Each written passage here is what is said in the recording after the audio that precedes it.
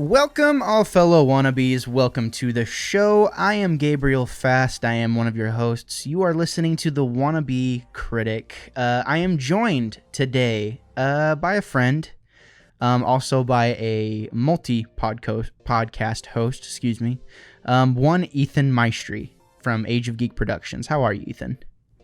I'm doing all right, Gabe. How are you doing? We talked off mic, and you know I've had a day.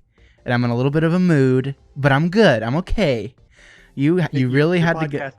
You're podcasting angry. I am. I'm trying to channel it. I'm like Avatar. I'm like Aang. I'm like trying to channel it into my fire energy. You know what I mean? But no, thank you for inviting me. I'm glad to be here. Yeah. No, thank you for making the time. This has been a conversation I've wanted to have for a while. You know, and I feel like the conversation we're gonna have today, I've really only kind of gotten sprinkles like pretty much since I started podcasting with you, I think. And I think it's a good conversation to have, you know, and going to be trying to have this conversation with more guests on the show, but I thought it would only be natural to have someone, you know, that was definitely influential on me on the show to kind of bounce some ideas back and forth. But how have you been? I've been great. You know, we're still in the process of, you know, the pandemic. Yeah. To some extent, maybe less than a few months ago, but you know, it's still that weird time where you try and stay in the house as much as possible. Right. And as a result, you go a little stir crazy. Yeah. And you get these wild ideas about things that you want to do and things you want to try. And so I'm kind of in the midst of that right now. It's not a midlife crisis. I'm calling it a pandemic crisis in which I am thinking about and planning and buying things and doing stuff. And I'm kind of in a transition where I'm updating some equipment. I'm looking ahead to future gaming and things like that. And, you know, it's an exciting time over here in the Age of Geek studios. I'll admit that. Okay. Awesome. Is there anything you'd like to divulge right now? Or are we going to save it for a different time? Well, you know, I've got a PC project that I'm taking on. It's going to be my next generation system that I'm going to do, and I'm in the process of gathering parts for it.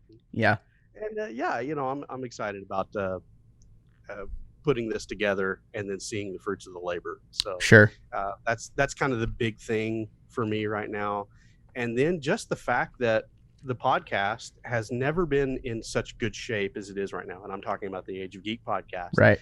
And that I have banked so many episodes that, you know, my summer has been booked. Nice. And that's not a position that I've typically been in. And so it takes a little bit of pressure off and allows me to kind of, you know, relax and enjoy moments like this where I'm asked to come onto another show, because then I don't have to feel guilty about being lazy. Yeah, no, you could. Yeah, no, I totally understand that, and it is one of those things of, you know, like, I've definitely been in a similar boat where, and I kind of wanted to get into this a little bit later, but kind of get to that thing of, you talk about having all these ideas and you don't want to limit yourself, you know, creatively. I feel like in a lot of ways, and because it feels like you're missing out on a party that you somehow created. But like, there's a part of your subconscious that feels like it's missing out if you don't do this thing. And I think part of that comes from being, you know, creative and like wanting to just enjoying the creative aspect and, you know, the production aspect. But I also think it comes from a sense of a depressive state. I think there's a big part of, you know, like throwing yourself into a project that can be a sign of depression a little bit. I definitely, but it doesn't matter, because I think everyone has a little bit of that, you know, inside there, and being able to find, what do they call it, a silver lining in any project you throw yourself into. But in the back of mind, you know, like, oh my God, I'm so sad right now. But you're like, so, you know, you're so, yeah. And maybe we can talk about that for just a second, since we're getting into this. A lot of people are missing out on being around their friends, or have missed out on being around their friends. Totally. And for you and I, that really is the case. We don't have people sitting in the studio with us like we would normally do. Right. And you know, being on Zoom and talking to you and talking to, you know, Brandon, who's been on my show several times, probably more in the last 3 months than he was in the past year and a half.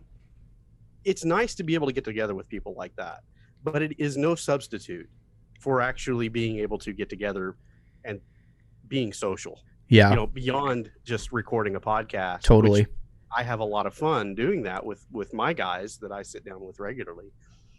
I miss that right now. And Zoom is great, but it is no substitute for the I guess that's the word I'm looking for. The authentic experience of sitting down with your friends and having just a conversation, and it just so happens that you're able to record it and edit it later and make it something that somebody else might enjoy. The familiarity of all that. No, I totally get it. But there's even a silver lining in that, because I think you and I have had more conversations, and obviously, we've been collaborating on the Star Wars project, Storytime.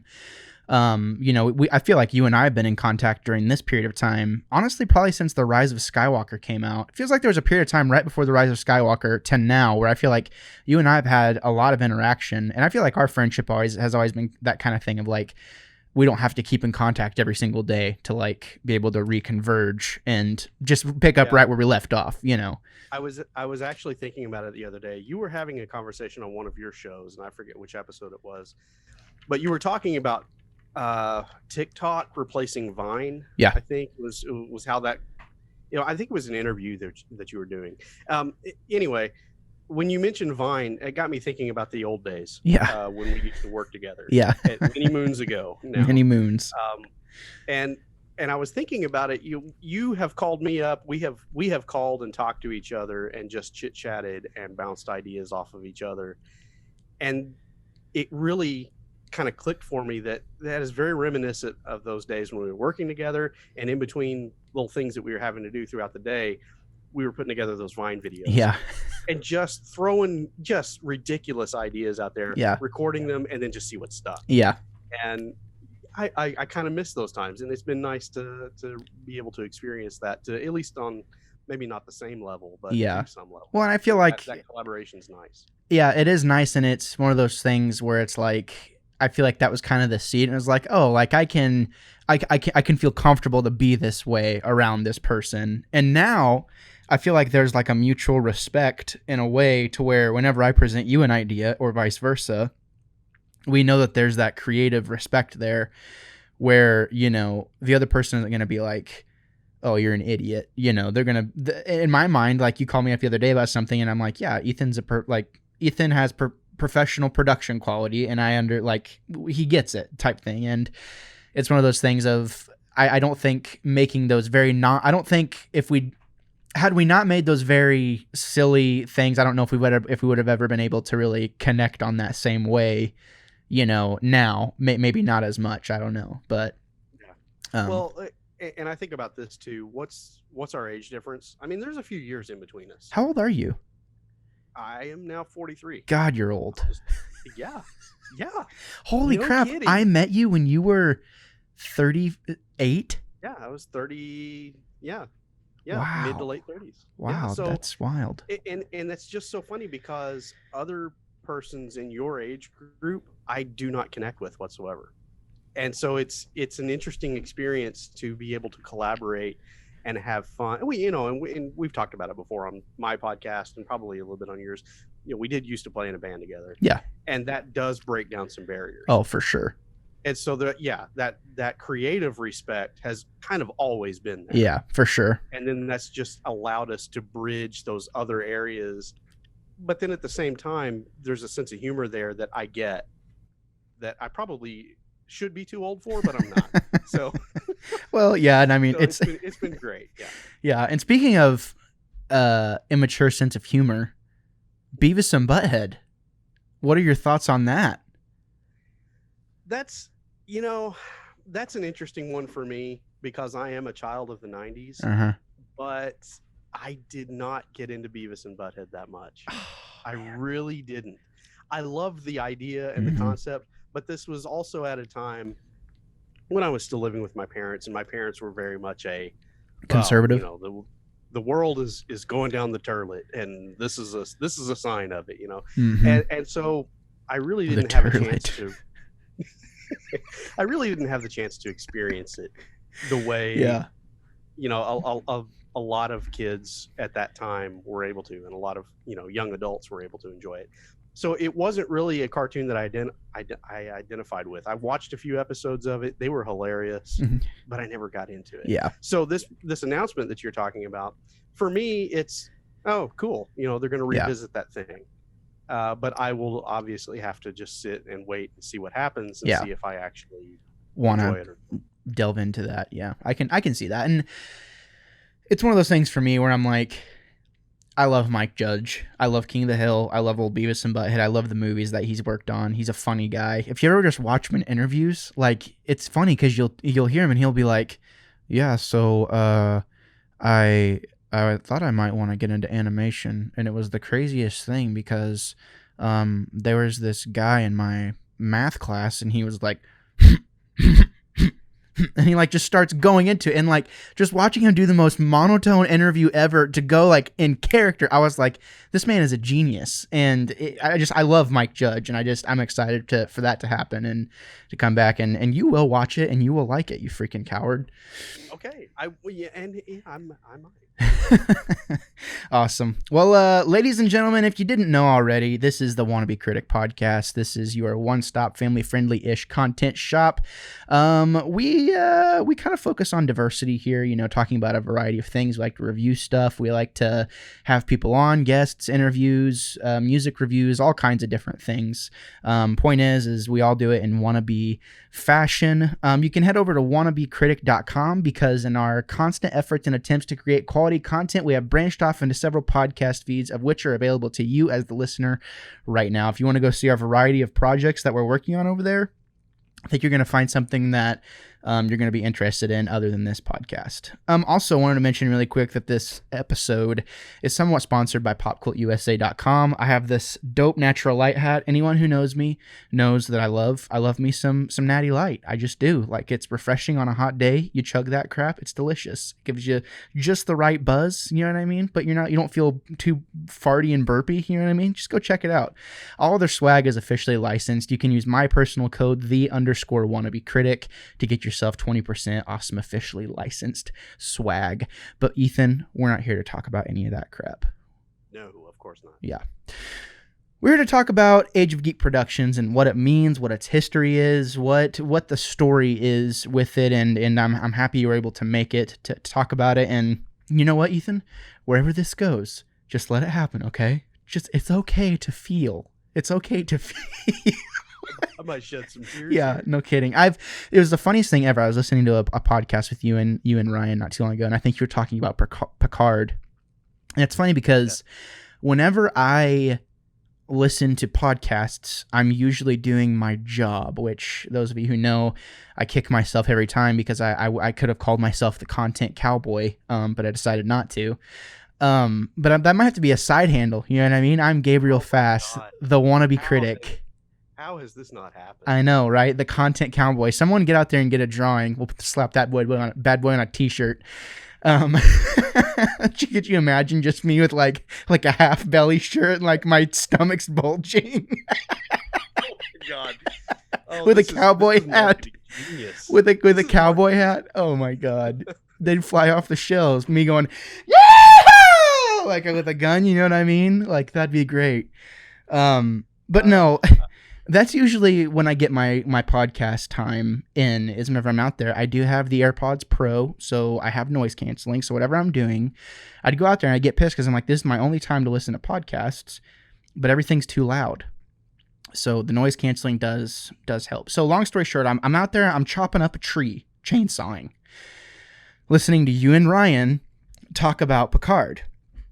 And he was very much taking it a direction, and I could feel a disturbance in the force. You were like, "Nope, not going there. I'm not going there this time." You could feel me bowing up. Oh yeah, I totally could, and I could just imagine Ryan just sitting there being like, you know, like just waiting, like trying, like just testing you. You know, that twinge that he gets that look in his eye. You know what I mean? But. You know, it was funny. I was like, man, I wish you would have gone there because that would have been quite the episode, you know, and you did a little bit, but I wanted to kind of go there a little bit in talking about podcasting and your story with podcasting, what what the challenges have been, like kind of how you've overcome those challenges. Because I mean, you have what, like 20,000 streams or 20,000 downloads across both your shows at this point, correct? Well over, yeah. I was actually just looking at those numbers as we were getting started this evening. Yeah. So, first of all, what is your secret? No, I'm just kidding.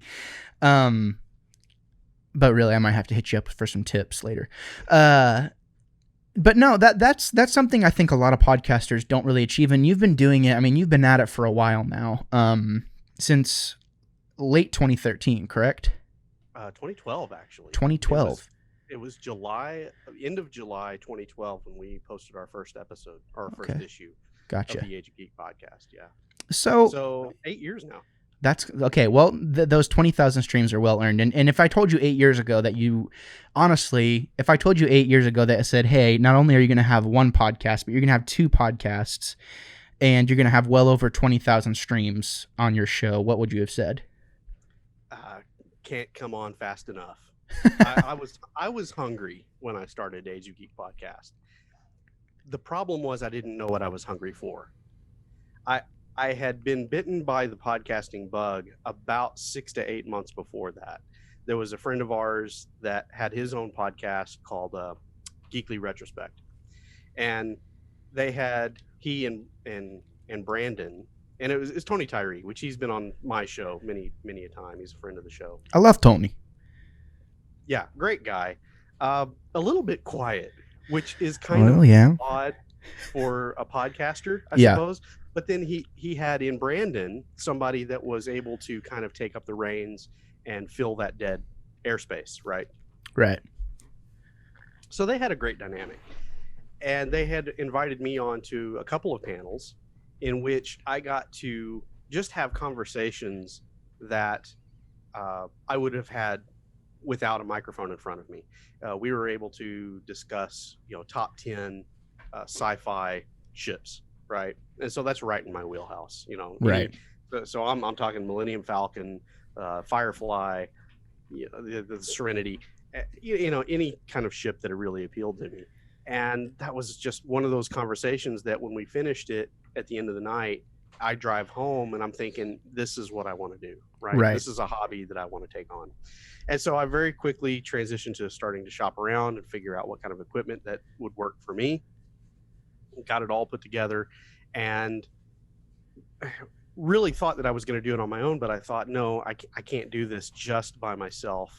And so Brandon at that point Tony was kind of trailing off and going into pod fade, actually, as his life was kind of transitioning in different directions. And so I asked Brandon, hey, would you want to come on with me? And let's do this as a collaborative effort. And, he and I had played in bands together. We're brothers-in-law. It just made sense. And we kind of fell in together. We talked for quite some time about what we wanted the show to be about. And so many of our own private conversations centered around where we were at those points in our lives, which, at this point is early to mid 30s. Right. And so you start to take on a different perspective from what you did in your 20s. And Gabe, I know that's something that you're probably approaching and going to be on the cusp of. It's going to be interesting for you to look back 5 years and view these episodes that you're doing now. Yeah. Considering your worldview. Yeah, especially if I keep it up, just continuing to podcast and things like that, which I hope I am. I definitely will be, but continue. I hope so, because I want to be there to hear your perspective, which I think is going to be so great. Well, you'll be so old and dead. Oh, ouch. Wow. Sorry. I'm so sorry. I'm sorry. You know what? I give you a pass. Okay. Like you said, it's been a rough day. All right. Thank you. Yeah. Okay. I feel better. I feel better now. But yeah, we were talking about how would we approach our conversations. And so really it came down to, well, our perspective now is different than what it was just 5 years ago or even 10 years ago. So let's weave that into our conversations and see if we can't arrive at a point where we can give a perspective that is maybe a little bit beyond what we're feeling or what we're experiencing just in that moment. And so everything that we touched on, Star Wars, Star Trek, current movies, past movies, news. I have an interest in space travel and things like that, the actual space program. All of these things we just kind of rolled into our discussions and came at it with the viewpoint of, let's try and express ourselves as we truly are now, but then also leave the door open a little bit for a wider perspective. And so in those discussions, we kind of came up with, well, age is kind of a big thing in our discussions. So Age of Geek, we're having geek discussions. We're of a certain age, and we kind of want to talk to a wider audience than just other guys our age. So Age of Geek was the name that we put on it. And like I said, launched it in 2012. And, there have been quite a few bumps in the road, but I started it and I've never really looked back. Yeah. It's just the show has just kind of made itself as I have progressed through the last eight years. Yeah. Well, and it's been quite a road. It's been a really cool journey to see. But I gotta say, just as a friend and also just as a fan of the show at the time, it's been kind of hard to watch at times, and we'll get into that in a second.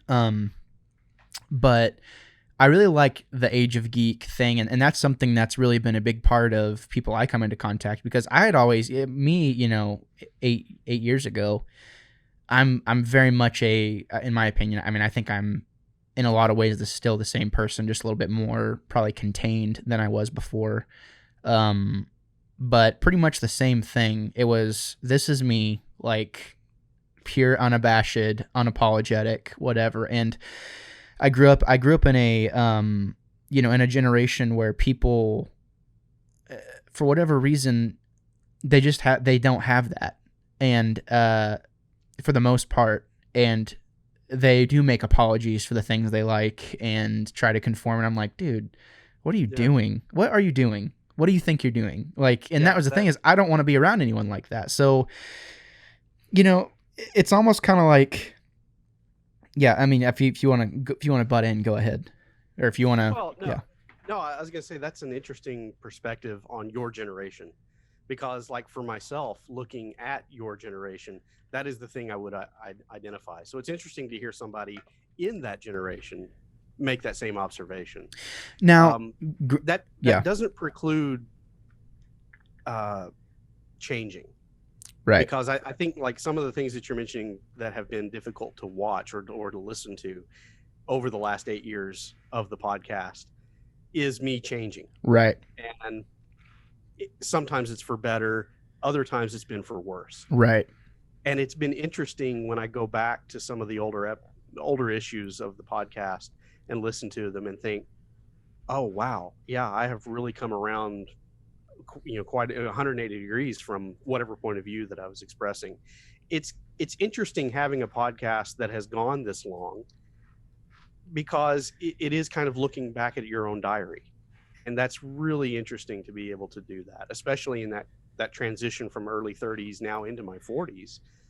It's interesting to go back and look and see just how much perspective has shifted just a bit. And I hope the audience has been able to go along with me on it. Yeah, well, and it just was one of those things too where like I think the lack of content, because there was a period of time where I was gone. I was living in New York for a while, and it felt like the show kind of slowed down for a while. There was a period of time where nothing was coming out, and I'm like, what's going on? And I remember having conversations with you and being like, I don't know, man. And like I'd talk to Ryan. I'd be like, dude, what's going on? And he's like, dude, don't go there, dude. Like, like, and I still to this day don't, obviously personal life is a thing and pod fade is a thing, obviously. But whenever, during that time, what were you thinking? Cause it was late 2014, early 2015. Yeah. I mean, what was going through your mind during that time with the podcast? Was you just completely uninterested? I mean, what was going on there? It's funny. That's almost a personal question. Okay. But you know what? I'm good with that. Okay. I'm good with that. There were two things going on in my life at that point that I'll speak to both of them. And obviously, not trying to pry in any way. We just no. Yeah. We're not going into okay. the deep all right. stuff. Cool. But there might be a little bit of subject matter touched on here that some people might find it not offensive, but difficult to hear. Okay. Well, you've been warned, ladies and gentlemen. You've been warned. In a criminal justice system. No. Yeah. Yeah. So, yeah, that's been the interesting thing about uh, doing a podcast at the same time when your tastes are changing or things are happening in something that you like that you don't appreciate. And couple that with personal things that you try to keep separate from your podcasting world. But sometimes things happen in your personal life that just really the tide is too much. You follow what I'm saying there? Right. It can't help but influence what's going on in your life at that time. Sure. And so there's been a couple of times when the show has really lulled or just dropped off the face of the earth almost completely. Well, it did drop off. I actually let my Podbean subscription expire completely for about 6 months. Yeah. And I had to rebuild from that. In any case, the first thing in my personal life, I was having some difficulty with, with my wife, and that's, everybody experiences that in a relationship from time to time. And I'm no exception. And so that did kind of influence my drive to spend a lot of time in this hobby, right? Of doing research, getting interested or motivated about certain subjects, and then putting a show together, because it was taking time away from the thing that I really need to focus on. Right. So there was that thing that was going on. And so that definitely contributed to a lot of pod fade that took place in 2014. Yeah, 2014, 2015. The other thing was, of all things, the start of the new Star Wars trilogy. Uh-huh. And Gabe, I know you're familiar with this. I did not react well. No, you did not. To the start of episode 6 or episode 7 in the new trilogy, and man, that derailed me hard. Mm-hmm. And so, yeah, there was that whole period where it's like, how much time do I want to devote talking about something that I really don't have an appreciation for? Sure. And it took a long time of rewatching and listening to other people talk about it before I finally got my feet back under me again, where I could say, yeah, I'm going to take some ownership here, and we're going to push forward. Sure. So yeah, that contributed to it as well. Well, I could definitely, and it's almost one of those things where it's like, I feel like you and I kind of are on opposite ends of the spectrum in that I have a lot of interest in a lot of different fandom, whereas I think, and I'm not saying you don't, I'm just saying, I like video games and comics and anime and manga and all different branches of music and like all these different things. And I think you are definitely more, whenever I think of who is my friend that knows the most about the sci-fi fandom, I think about you, because you are like, oh, Firefly, Stargate SG-1, Battlestar Galactica, like all that stuff. Like, I feel like that's definitely your motif. And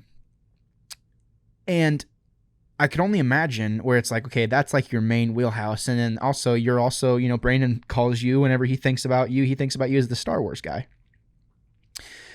And in a lot of ways, I think there's a lot of my friends very close to me are very focused on Star Wars, very much in the same way that I am. And I think it's so funny. You put someone like me and you and Jace in a line, and we're all three going to have different stories and different things as to what Star Wars means. And I've always thought that that's the bigger overlying thing with Star Wars, is that it's supposed to mean something different for everybody. And whenever you have a love for something and you get kind of the rug pulled under you a little bit, because everything that you cared about 20 years ago completely changes, the expanded universe and things like that. And it's like, now this is the story. It isn't that thing of, for me, having that, because it's supposed to go along, supposedly. But I kind of think about it in this way, that there's these games, or this game that everyone talks about, and they talk about how good it is and how great it is, and like they just won't shut up about it, and I'm kind of like, it gets a little irritating after a while, and you almost want to have a sour attitude about it in a way, because you're like, nah, I'm not going to like that. It's different with you and your fandom, because you had something that was better and also had the rug pulled under you. And it was that thing. Everyone will not shut up about how good this is, and they don't even know that the thing that I was a part of is actually way better. Is that Yeah. can you kind of speak to that? Yeah, I think so. And I want to say this just, I don't feel like I'm an elitist or a gatekeeper. Sure. I'm not a gatekeeper. I really am not. You and I have had a myriad discussion about new Star Wars Oh yeah. and have taken opposite points of view. Multiple And some of times. our conversations have gotten, A little not heated. yeah, A little heated. warm. A little A warm. little warm. That's a good There way may to have been some "you're an idiots" thrown around at times. Yeah. But that's out of love. Yeah, but we hug it out at the end, Then we hug. even though you're wrong. Yeah. I'm sorry. What? Right. Sure. But yeah, but I just want to say I don't feel like I'm a gatekeeper. I don't really think of myself as an elitist. I invested a lot of time in what came prior to Disney taking over the franchise. And that time meant a lot to me. And so when you say, okay, all of that time that you spent and money that you spent investing in that storyline is now invalidated, and you're going to have to love this new thing in order to hang with it and keep going. Yeah, that really caused some hackles to stand up on me. And I understand that. Yeah. Yeah. But the thing is it's taken a while, but I have finally settled into the idea that I can enjoy that thing in the past just as much as what's come out now. Right. And if I just broaden my horizon just a little bit, there are things about the new that I can enjoy as well. And that's been kind of a great point of growth, I feel like, from my perspective, to be able to actually let a little bit of that new light in. Well, and what's funny is not only has it taken you this long to come around, but now they're about to retcon it again.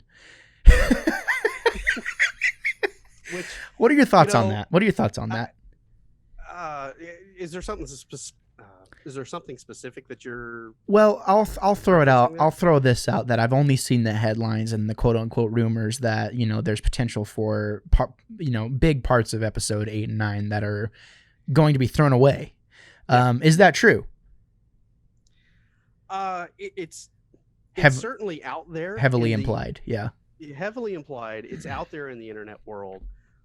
The problem is I think a lot of the haters for the new stuff have probably glommed onto that pretty well, and that probably fuels a lot of the debate and the discussion that's taking place on the internet. Whether Disney actually goes through and says, yeah, we messed up, let's try this again, that's going to be telling.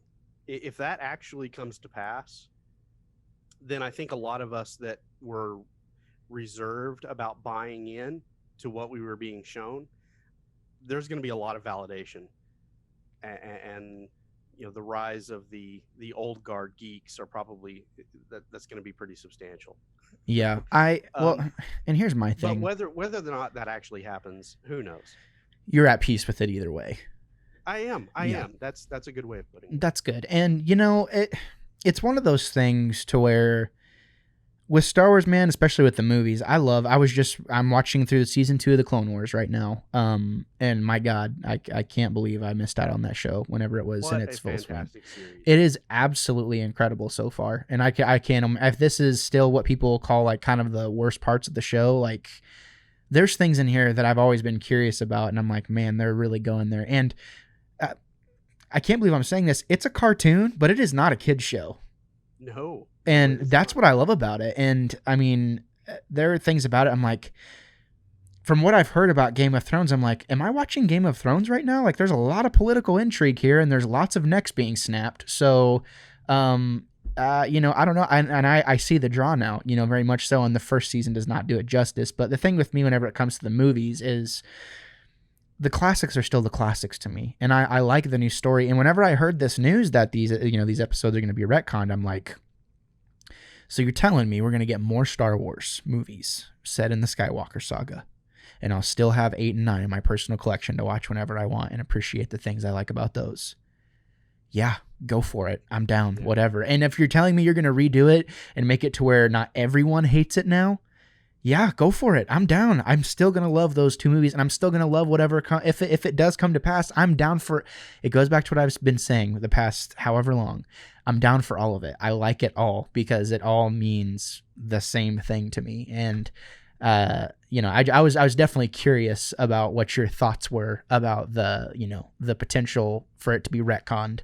Yeah, well, like I said, I'm curious if Disney goes that route and actually does retcon it. That's going to be interesting Yeah. to see that unfold. Yeah. You're talking about your perspective on it, of bring it on, just keep feeding me, bring me more, and that's a great attitude to have, especially now with everything that we've got in Star Wars, because that really just opens everything up for you to be able to enjoy just that much more. I come from it with a little bit different perspective. I'm a little more picky and choosy about what I spend my time in and what I spend my time with. I'm not saying that is some way to denigrate people that choose to do this other thing. How dare you? Right? No. Yeah. I'm not saying that at all. It's just I have to budget a lot of my time. I've got a family, much more responsibility than I do. Right? Yeah, there's some responsibility there, and you have to balance that out. And so when it comes down to, all right, am I going to binge watch this new show on top of one that I'm already binge watching? I'm more likely to say, no, I'm not going to watch that right now. And it may be several years before I get to it. And so with having to do that, I feel like that has had to limit the content that I talk about and that I watch and review on the Age of Geek. Yeah. You know what I'm saying there? Sure. And the same goes with games and basically anything else that we will discuss on the show. I'm very choosy about what I will actually dive into, because for one, I have to be motivated and think that I'm going to like it before I even go into it. Right.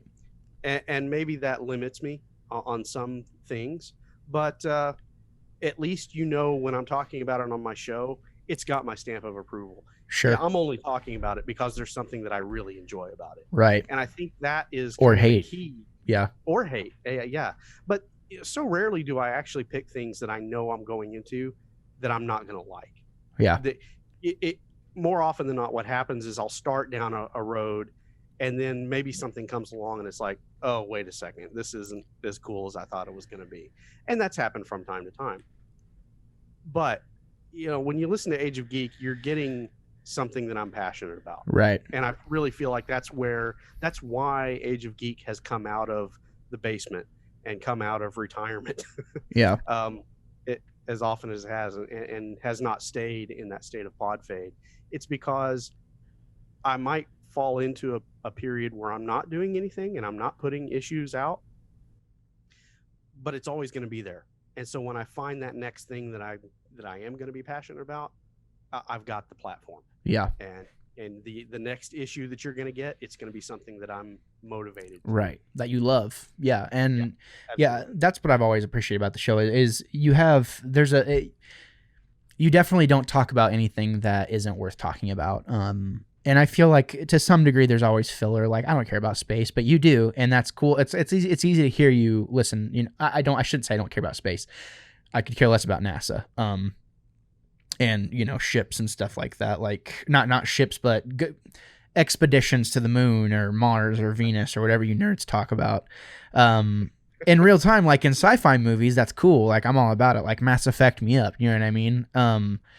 But as far as whenever it comes to real life, where I know it's almost like the separation of you grew up watching these things on the big screen. You're like, oh, wow. And then whenever you actually see what it's like in real life, you're like, oh, this isn't quite as cool as I thought it was, and that's not to be anything, but I love the authenticity of Age of Geek and that's why I continue to listen to it is it is what it is and it knows what it is. And I think that's something that a lot of podcasts, don't really have, and I think there's definitely been a growing period of, even for my show, plural shows at this point, where I do have an influx of time, and it got to this point where I was like, I want to do this like for real. Like, not saying you don't do it for real, but I want to get into production. I want to network, and it really boils down to I want to work in the games industry, doing what I want to do.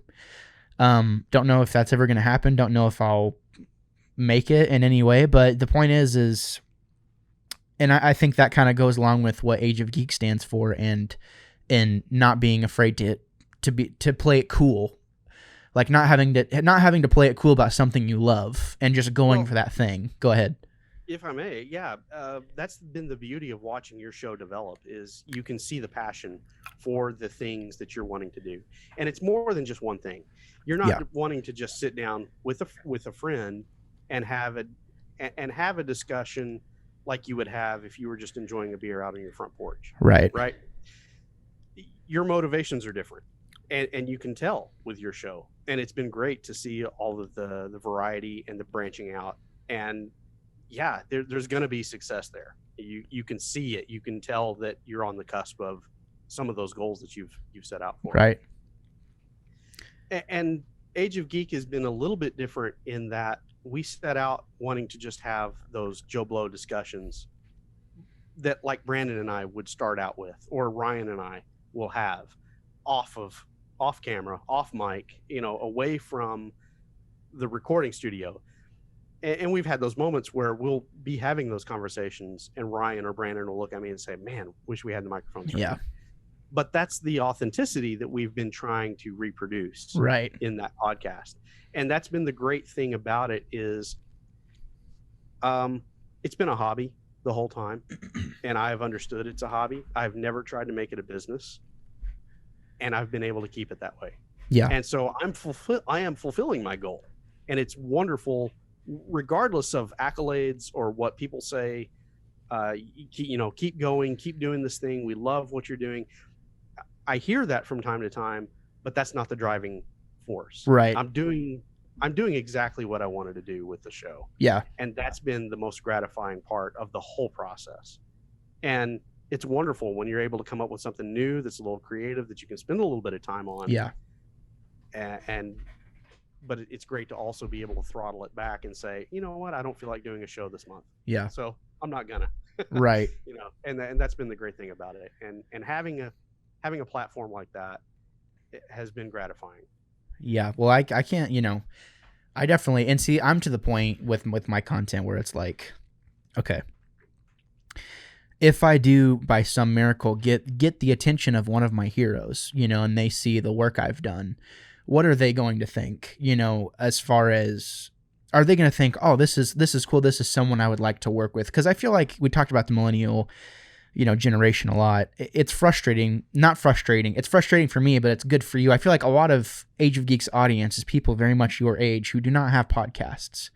Your audience is more broad, and your audience is also the people who listen to podcasts the most, I would say. Whereas my audience that I'm trying to appeal, I'm trying to get those same people that you're appealing to, but I'm so much younger. And the people in my age group, the ones that are interested in podcasting or who are interested in doing these things and content creation, for the most part, they're doing it. So it feels like the audience, the content is there, the audience is busy.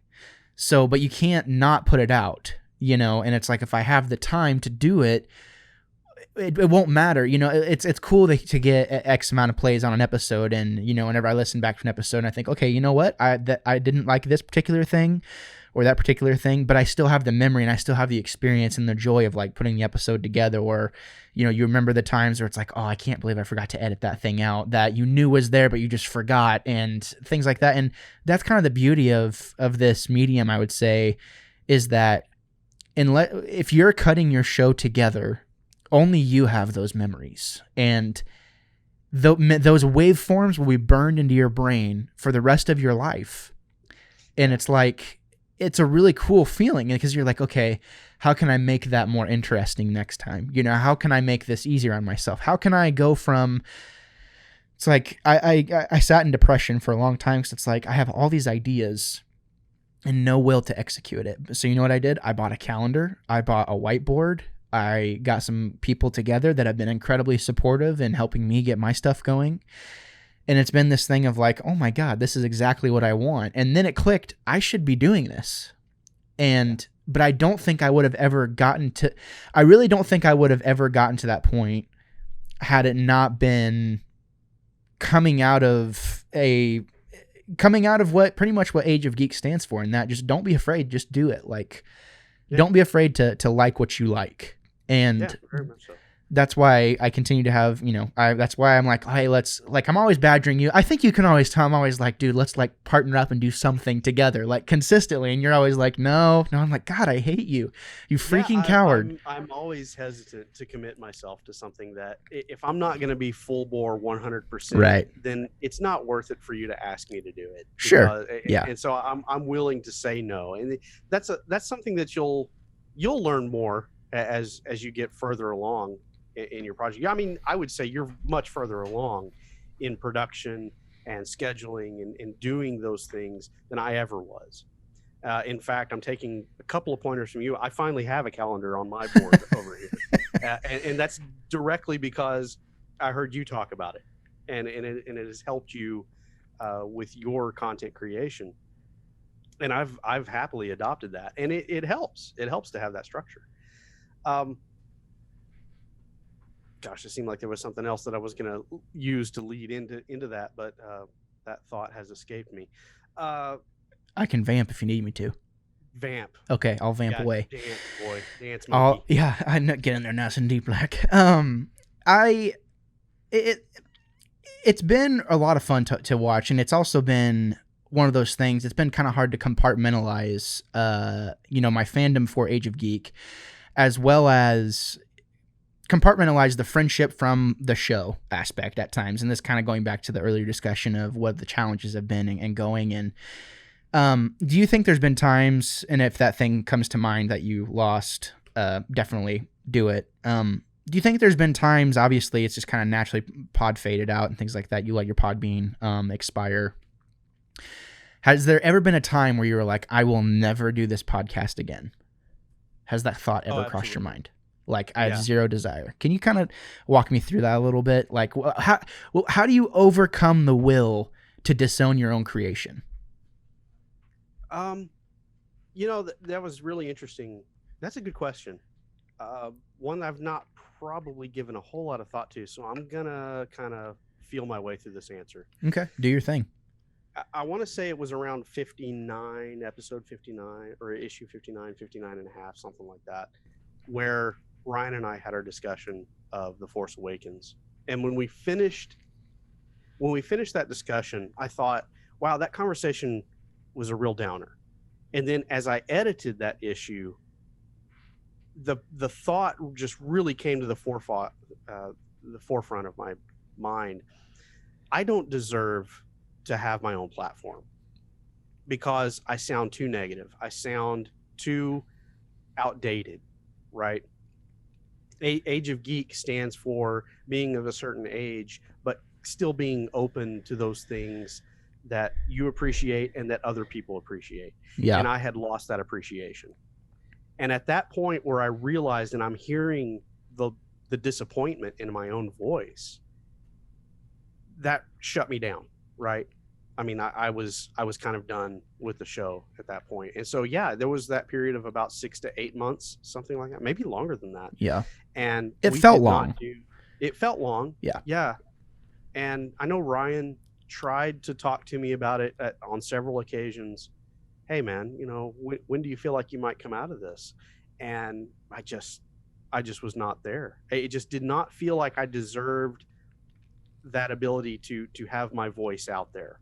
Right. And to express an opinion, because it was not happy. It was not joyful. It was not the things that are on the sign back here. Yeah. Of being excited about something that you're excited about. Yeah.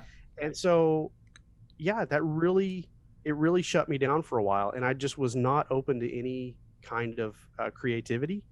I was not open to any kind of content creation of any sort. Yeah. And like I said, it was maybe a third or fourth watch through of The Force Awakens where there was that little twinge of, okay, there's something valid here. Yeah. And maybe I can't quite identify what it is, but there is something there. Somebody put their heart and soul into that story creation and into the cinematography and into the editing and into the sound. Maybe I need to give it just a little bit more effort to try and appreciate it. And it wasn't until I started doing that flame started kind of coming back again. And I thought, you know what?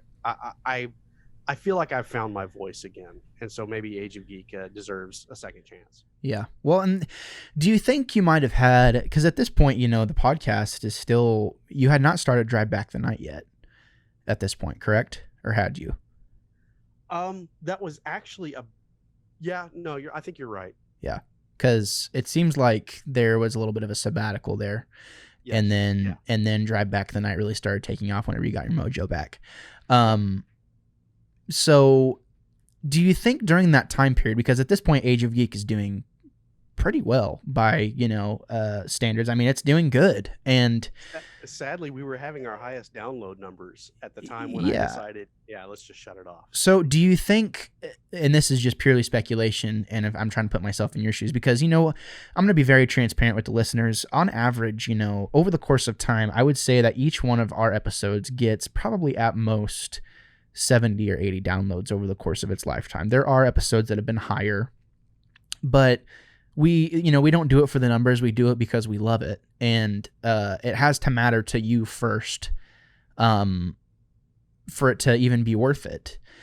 But getting those numbers, you know, around that time period, do you think inherently there was a little bit of imposter syndrome that kind of crept in and you didn't even really realize it? And that's kind of what made you think like, oh, well, the listeners are expecting me to be this particular thing, and I'm not that thing. Therefore, I'm a fraud, and I have to press the off button, turn the off switch.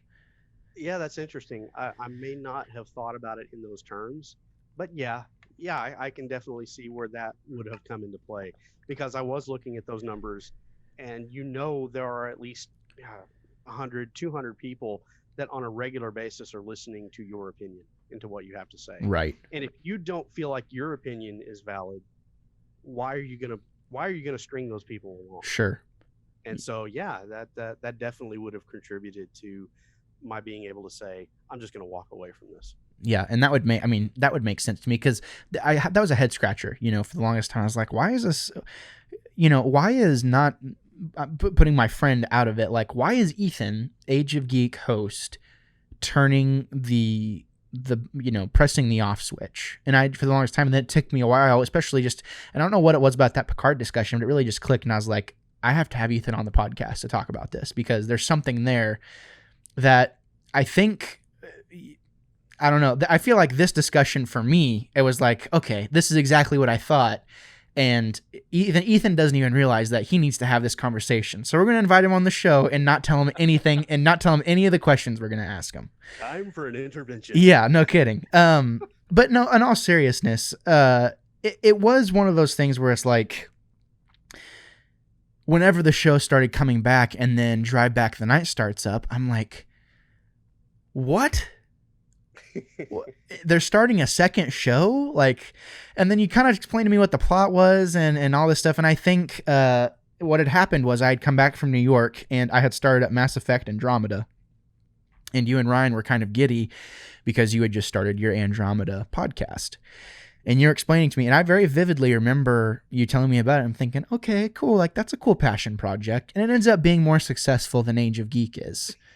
Yeah. So how do you, so, but you don't, you're not going to turn the off switch on that one. So walk me through that one. How do you have such a distinguished love and passion for one project? And then there for a while, especially whenever Andromeda was kind of ramping up, you kind of put put AOG on the back burner. So walk me through that. Was it that thing of, okay, this is a review podcast now, and this is a completely different thing, and there's structure to this project, but this project is whatever it is. Walk me through that.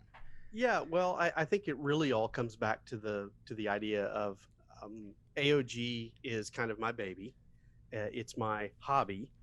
And so if I don't feel like I'm able to give it 100%, and if I don't feel like my opinion that I'm expressing on that show is valid enough, then my enthusiasm for that show definitely wanes. And so that's where you'll see the lulls in Age of Geek.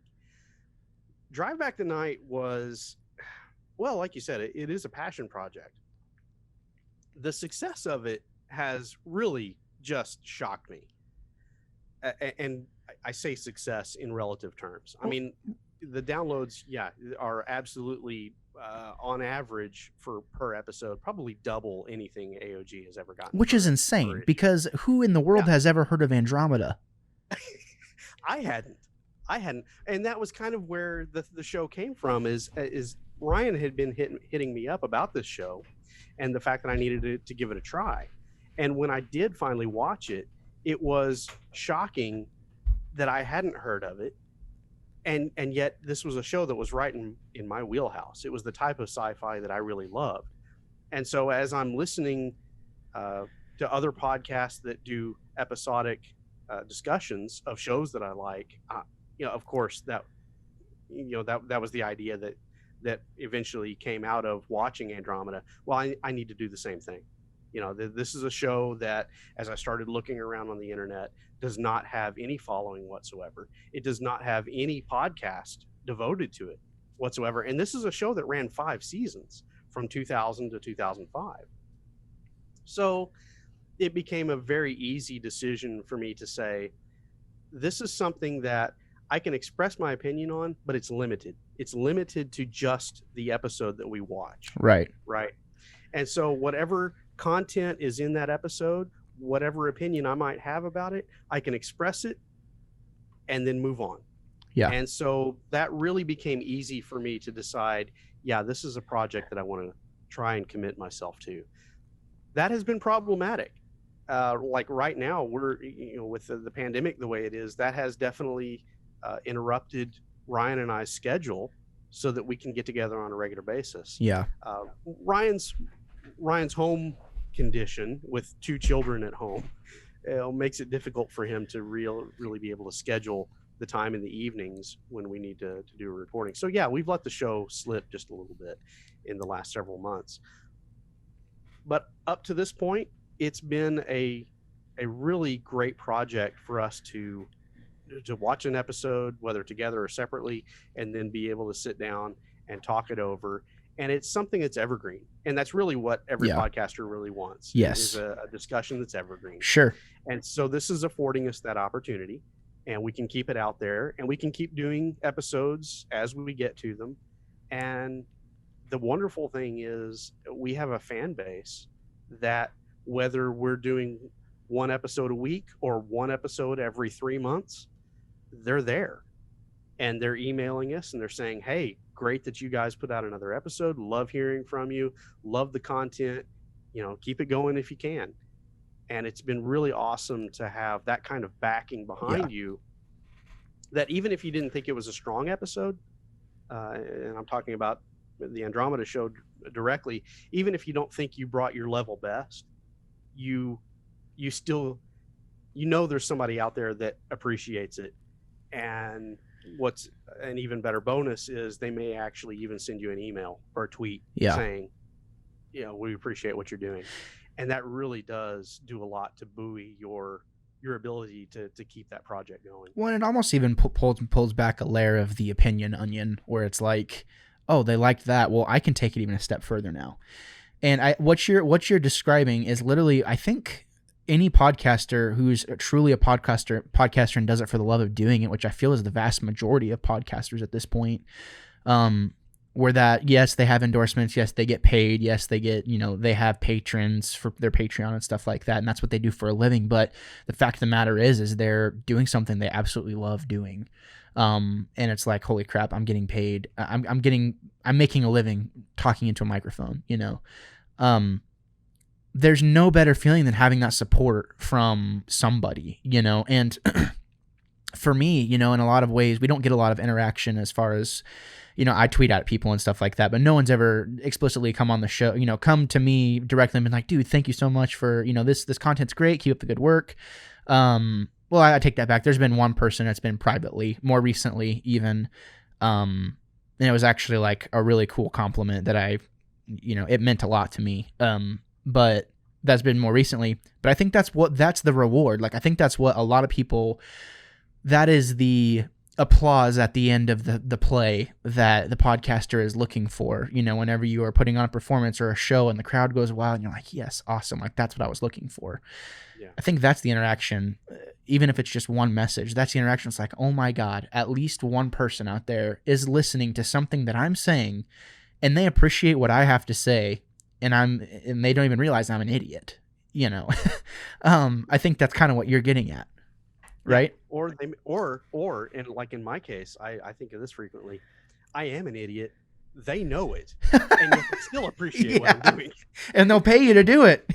Yeah, they'll even do that much for you. That's awesome. I mean, wow, hats off. Yeah. It's so much harder to do like what you and I do, like what I do with Age of Geek and what you do with Wannabe Critic. It is so much harder to get interaction because we are into such a broad audience.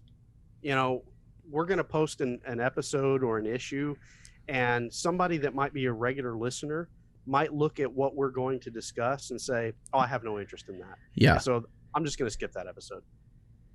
That happens a lot. Yeah. And so it's so much more difficult to garner that praise or get that community interaction unless it is people that are really kind of devoted to you or know you personally. Yeah. And so that's kind of where we kind of missed the boat with those two shows, really. Drive Back the Night is different in the fact that I'm talking to a specific community. It was somebody that grew up with that show, loved watching it when it was on air, or is revisiting it or is experiencing it for the first time. And they're looking for, I don't want to call it validation. It's not validation, but they're looking for other people that are interested in their thing. They're looking for that. They're looking for that sense of community and belonging. And exactly. And so when you find a show that speaks to you in that way, then there is a compulsion. And I know it because I'm a podcast listener, and there are other shows that I listen to that talk about, shows that personally are very important to me. And so I reach out to those podcasters. Right. And I let them know, hey, I'm listening and I appreciate this and that and the other. And so it made sense that Drive Back the Night would get that attention and that interaction from a community that is out there. Yeah. And so it's really been awesome to connect with those folks that have emailed in. And there's been quite a few of them. Yeah. I haven't had a email hit the Age of Geek inbox in probably close to 3 years. And yet the Drive Back the Night email is about, on average, maybe once a month. We'll have somebody say, hey, I just discovered the show for the first time, or longtime listener, first time letting you know I really appreciated this point that Ryan or that you made on the show. And so that's been hugely gratifying to have that happen. And so that's really only going to happen with a show that has a ready-made community that's already out there. They're just looking for the content. Right. Yeah. Well, and that's the thing too, is whenever I think of a podcaster, I literally think of the person. It's like, yeah, people are interacting with this person's content. Like that to me, like you don't even have to be making money to be considered the real deal. It's like you put episodes out, people react to it. You put content out there, people react to it. And it's like, you have that sense of community.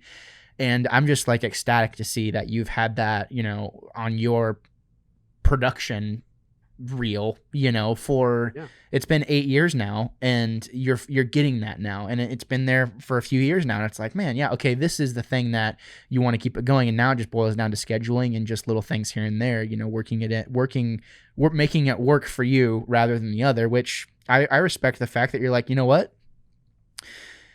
I can't do it this time. I cannot execute this episode, and I'm not going to force myself because that's stupid. And B, I am not going to execute or sacrifice my personal life with my family, my teenage son, blah, blah, blah, to do a podcast about a show, which, correct me if I'm wrong, I'm not going to sacrifice it to put an episode out. And to me, as an outsider looking in, I feel like, Andromeda very much came out of the throes of having to deal with the fallout of what the new Star Wars did. And it probably even came down to that thing of like, and you can correct me if I'm wrong, it probably came down to that thing of, this sounds fun. Like this sounds like it's something that is very fun, and who cares if we don't get any listeners at all? And it was probably even more appealing. It's like, in fact, there's probably people that aren't going to listen to this, which means I can say whatever I want, which then whenever people catch on to it, they're like, oh my God, these guys are geniuses. Now you have this booming audience. And now it's just kind of crazy. Just as somebody who's studied the podcasting craft, the past 3 years and really devoted a lot of time to it, that's what has happened here, in my opinion, from just somebody as an outsider and a friend. And, I've only listened to a handful of Andromeda episodes, and it's like, oh my God, this is great. Yeah, this makes sense, because it sounds like you guys are having fun. Yes. And that's what people want. And you nailed, you nailed it with that description. This show only came about because it fired up in me that desire to talk again, to talk into a microphone and to talk about something that I was passionate about.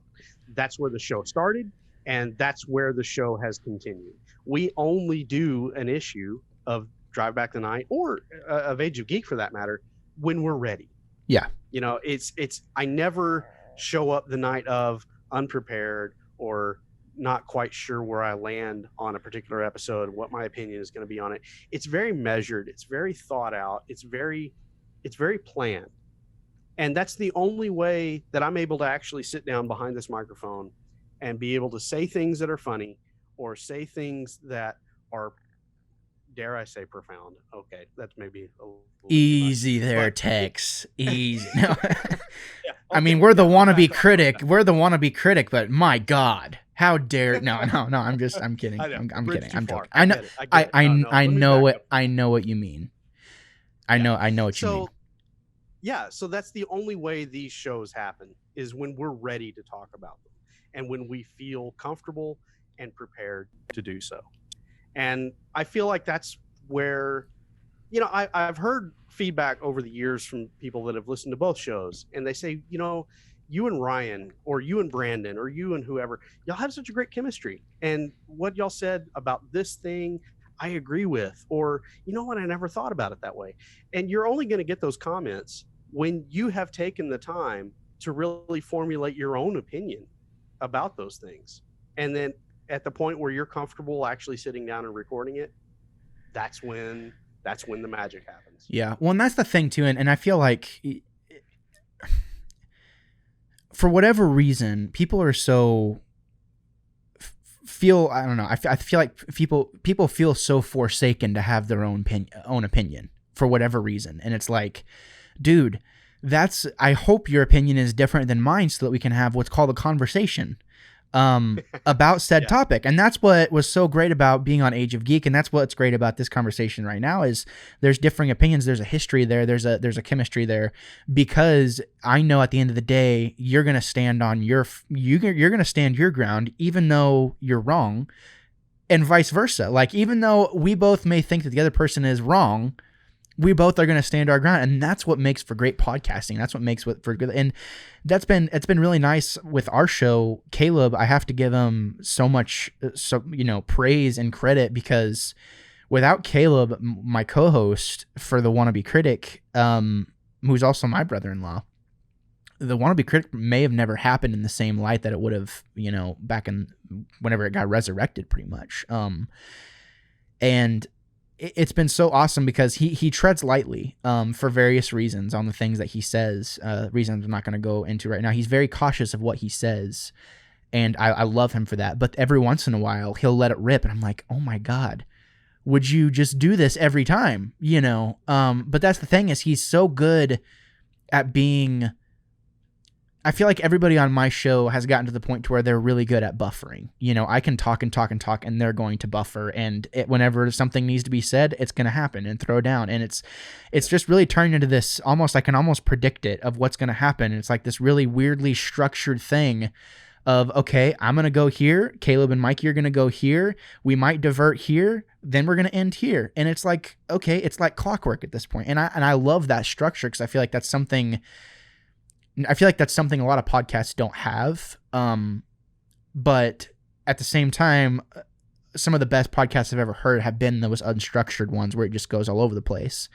Yeah. And that's and it's entertaining. And I feel like there's an entertainment aspect that I think people are always striving to get. And we're definitely in that stage of like, okay, how can we be more professional with our audio quality and things like that? And how can we be more entertaining? And I find, go ahead. If I can. Yeah, please. I find in podcasts when I'm listening to it, oftentimes there'll be a discussion, and it may be a podcast that you've listened to. I'm thinking of one in particular that I've been listening to a lot lately, and I'll name check it right now. It's called Sci-Fi Malady Podcast. It's a great discussion between three friends, and typically how those discussions are going to go. But there always seems to be one outlying episode every once in a while where somebody says, hey, wait a second. And at the moment where somebody decides, you know what, I'm going to be real here. Yeah. It opens the door for oftentimes a much broader discussion that might go somewhere totally off the rails. Yeah. But still somehow relevant. Sure. If you can keep it relevant, you're a great host. But yeah. But it opens that door, and that allows everybody listening that opportunity to kind of be let in just a little bit. And I think that's what you guys, you and Caleb and Mikey in particular, I think that's what y'all are on the cusp of. I've heard it several times, and I think I know what you're alluding to with Caleb. There are moments where I don't know the guy. Yeah. I would not be able to recognize his face in a crowd. Right. I don't know him, but there are moments where I can hear in his voice, and maybe it's just the practiced ear, but you can hear there's another opinion there. For sure. And if he would just tap into dial it to 10.5, there could be greatness in what would come after that. Well, and that's the thing is I saw a hint of it not too long ago, and I think I might have told you this off mic, but I'm going to retell the story. So we're going through the Fast and the Furious saga, and we've gotten to. I very much want to be treated as a professional, in this industry, or just even this medium of podcasting. Of everything is very routine and very scheduled, but you want to have fun. So it's really finding this balance between this marriage, really between business and a hobby, So we record things ahead of time. We bank stuff. We have more than we need at all times because I do not want to go back to the Geekly Bi-Weekly days where we would record 3 episodes in one night and then not have anything for months. And it was like, God, yeah, I have nightmares. That's our MO over here at Age of Geek. Yeah. Has been. Yeah. Well, and that's the thing is, that's the last thing I want. And, I kind of go back to that earlier thing where I said, if one of my heroes was to come across my content and say, oh, you know what, this wannabe critic guy, he keeps interacting with me on social media and he keeps, tweeting me funny stuff and blah, blah, blah. I'm going to check it out. And he goes to wannabecritic.com and he's like, what? This guy, what now? Like 40 episodes on his gaming podcast. He has 150 episodes on his, he starts seeing and connecting. He's like, this guy's for real. That's what you want. That's what I want. And that's how you get leads. That's how, I feel like that's how, I've gotten games sent to me recently. I've gotten records sent to me recently for early review. And it's like just this weird validation of like, yeah, I'm onto something here. And these things, these, some people might be like, what? Like, big deal. It's a $20 game or a $20 record. I'm like, yeah, that means the world to me because someone trusted my opinion and my audience enough to be like, you know what? Yeah, let's send that to him. And that's a really cool feeling. But we make sure we have plenty of content. So, right now we have Fast 6, I think, at this point. And I think I'm going to, I don't know when this is going to go up. But right now, for the month of July, Fast and Furious 6, the review is up. But we've reviewed all the way up to Fast and Furious 8. So we have 2 months of reviews pretty much ready to go. And then we have other supplementary content, for our main feed. But right around Fast and Furious 7, something interesting happened. So I love having Mikey on the show because, and I hope you're not pressed for time or anything like that because we still have a while to go if you're down. What you're eating into our next drive back to night age? No. Oh, okay, cool. Because we're going for a wannabe. We need to change the name of this to the Wannabe Joe Rogan podcast and have a 4-hour long episode. No, but I'm gonna need to top off again if that's the case. Yeah, well, and do we want to take a break for a second, or are you good? Can you You remember where you're going to come back? Yeah, whenever we come back, we're going to take a little break. Whenever we come back, it's story time.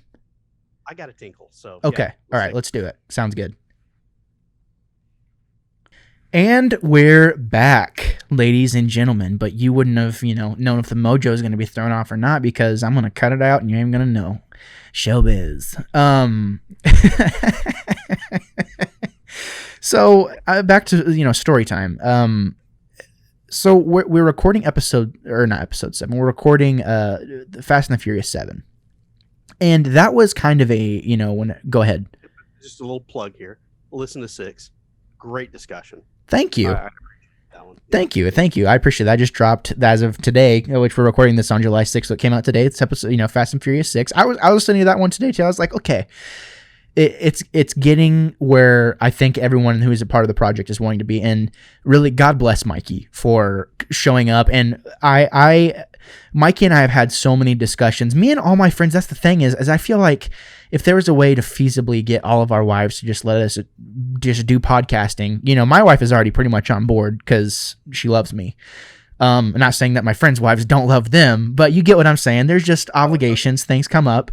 Well, a podcast doesn't happen unless you have your wife's approval. That's a fact. And that is a fact. That is the only way this podcast has been able to continue, is because my wife has said, "This is your thing. This is your hobby. Yeah, go, have fun with it." Totally. And that's, God bless you, Dion, if you're listening. Right. My wife, I absolutely love her because she has always been fully on board 100%, like from the get-go. And we even have a show together. I loved it so much. We tried a few different things when we got the YouTube channel started, and it was so awesome to see her she's coming into her own as a podcast host, and is even, I don't want to reveal too much, but we have some things going on at Wanna Be Critic Productions that are going to be pretty cool, I think, that are going to take some people by surprise. So definitely stay tuned, listeners, to get more of a female audience into Wanna Be Critic Productions and whatnot. But I have all these conversations with my friends, and Mikey has really brought the thing to the. It's like picking a character in a video game. You know what you're gonna get most of the time whenever you have that person on standby to do whatever. But we're recording Fast and Furious 7, and Mikey, for the most part, is usually crapping on it and doesn't care. Like, we know that what the Fast and the Furious movies are, and he still craps on it because that's his opinion, and he should. And it's great because me and Caleb can be like, come on, like, lighten up, like, whatever, blah, blah. And Mikey's just consistently, he's consistently just not hating on it, but he brings good points to the table that are fun to talk about. And Caleb brings good points to the table where it's like, it's fun to pick apart these movies. But we're recording the 7th one, and then right at the beginning of the discussion, something happens. And Mikey starts dogging it, and Caleb just snaps. And in that moment, you remember that moment in School of Rock whenever he finally hears the students playing their instruments, and he's like,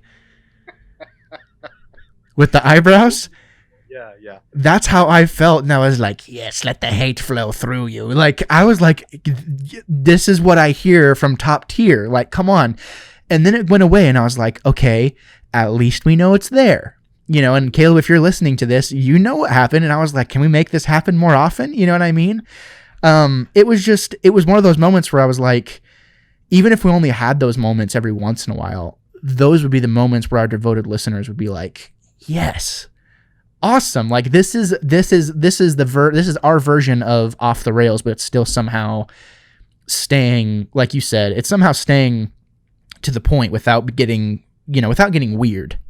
Yeah, well, that's the thing. There's a balance between having a conversation in which two differing opinions can be brought to the fore, right? And you can still be friends at the end of that conversation, and reality television, in which people yell and scream and nothing is resolved, right? Yeah, there's totally. a difference in that. And as a podcaster, that's really what you're wanting. Yes. Is that moment where two people can have a disagreement and can talk it out, and then at the end of the show say, you have your own opinion, I've got mine. Yep. I still respect you. Totally. It's like a duel. Really what we need more of in the world. Yeah, no, it really is. And that's what I was saying earlier about people are just so afraid not only, and that's where a lot of toxicity comes from the internet too, is people will see someone else hating on something and be like, oh, that sounds good, I'll just go with that. And it's like, no, how do you feel? Like, what do you think? Like, if it's unpopular to go against the grain, figure out why. Like, stick to that thing. Like, why do you feel that way? Like, if you learn how to articulate that, you're going to be able to go far. Exactly. And that's kind of, I even think from a long time ago, you know, being on AOG, that's where I was always like, you guys are idiots. Like, no, but, and I was not afraid, even with Brandon. Brandon can be kind of like, oh, you know, he can pierce, and I'm like, no, you're wrong. Like, and that's what. Well, those were some of our favorite moments on Age of Geek. Yeah. Especially when you were in the room. Because, yeah, it was easy for us older guys to gang up on you. But at the same time, no pun intended, you were punching above your weight just a little too. Yeah, it's true. Because you'd heard us go through our spiel, and then here you come, young buck, you know, rising to the occasion. And that did it. I remember several times listening back and editing and listening back to the show and thinking, wow, that he had some spunk there. And that's what you want. That's really what you want. Yeah, and that's I think those are the moments that you're always looking for. And whenever I approached Mikey and was like, hey man, let's do this. Like, come on, do you want to be on? And he was like, yes, please. Because Mikey, that's what he does, is he listens to podcasts. And he was always, growing up, he was always watching YouTube videos and the Destiny lore and like pretty much anything. Like, he has quite a wealth of knowledge for, you know, and he's even younger than me, and he's better at a lot of things than I am, and knows more about a lot of things than I do. So whenever he agreed to come on, I was like, we have it. Like, if now here was the tricky part, was Mikey and Caleb had never really talked to each other. So when we got on for that first episode, I think it was the first Fast and the Furious, it was like, okay, you could tell something, it needed to grow a little bit, but finally it's gotten to those points where we'll be on the show and it's like, one of them will say something and they kind of have this weird connection where I know that they're going to agree on certain stuff. So whenever those moments land, it's like, oh, you feel that way too? Oh my God. Like, oh, did we just become best friends? Yep. Like, literally, you know, like that's just kind of how it feels. And it's been awesome. Like, it's been awesome as a showrunner to see that kind of unfold and see potential. It's like, oh my God, if I could get them on board and get them, you know, get them to be like, hey, like we're good to run the main feed, then I could run a different feed with my wife, you know, and do something else. And that's always, you know, that's always like a goal, is to move forward, but to fully achieve the goal that you have in, you know, that you're in right now. It's like, what am I working at right now? How do you get that like good? You know what I mean? Do you feel like that's kind of, what do you think that period, that thing is for you right now of just contentment, I would say, as far as the show goes? Well, the contentment for me has always come from the fact of having friends that I can rely on in conversations like that. The folks that I've had on the show, for the most part, have already interacted in the real world. You know, use air quotes for that. They have friendships or they have associations with one another already. And so when you go into a conversation, it's a lot easier for you to read the body language, facial expressions, whatever. And so it's, you have those genuine moments more frequently. And I really love it when that happens in a conversation between two individuals that I know and respect. Yeah. And so, you know, that cast of characters that I have been on Age of Geek has always fueled some of the best conversations that we've had on the show. So I'll do some name dropping here. You, Gabe, for the longest time we're on it. You're welcome. We had, you know, Brandon starting out. We had Ryan, Tristan, Austin, Tony.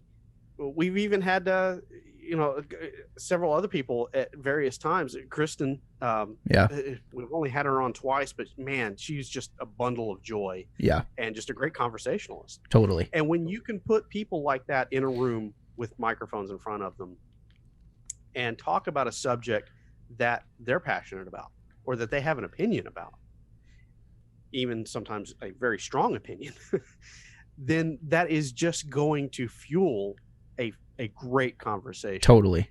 That has always been a goal of my show, is to just have good, solid conversations.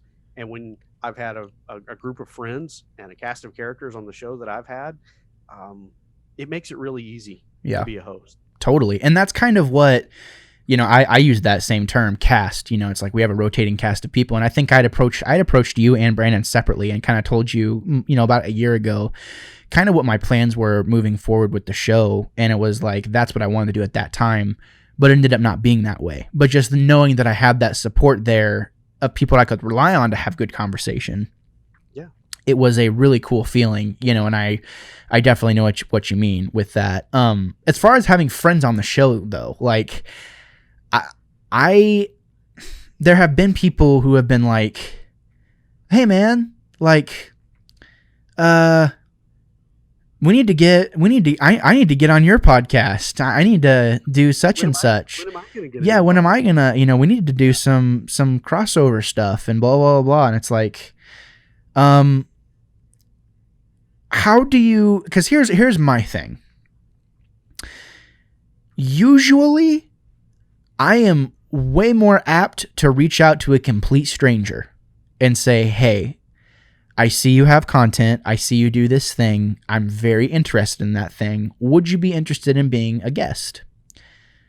Than having someone that I kind of know and don't really know, because whenever you approach someone you don't know and you're like, hey man, this is my brand. Don't freaking mess with it. Or we won't post it. Like it'll just be a waste of both of our time. Any guest I've ever had on, it's like, don't cuss. We're family friendly. We have a very conservative audience, so please, keep it PG. Everyone's been like, dude, totally, yeah, blah, blah, blah, no problem. But it's almost like whenever you kind of have that sense of, people think they have that sense of familiarity with you, but they really don't. So they feel more comfortable to push the envelope. And it's like, whoa, whoa, whoa, whoa, whoa, whoa, no. And have you ever had that happen, or have you ever had those feelings?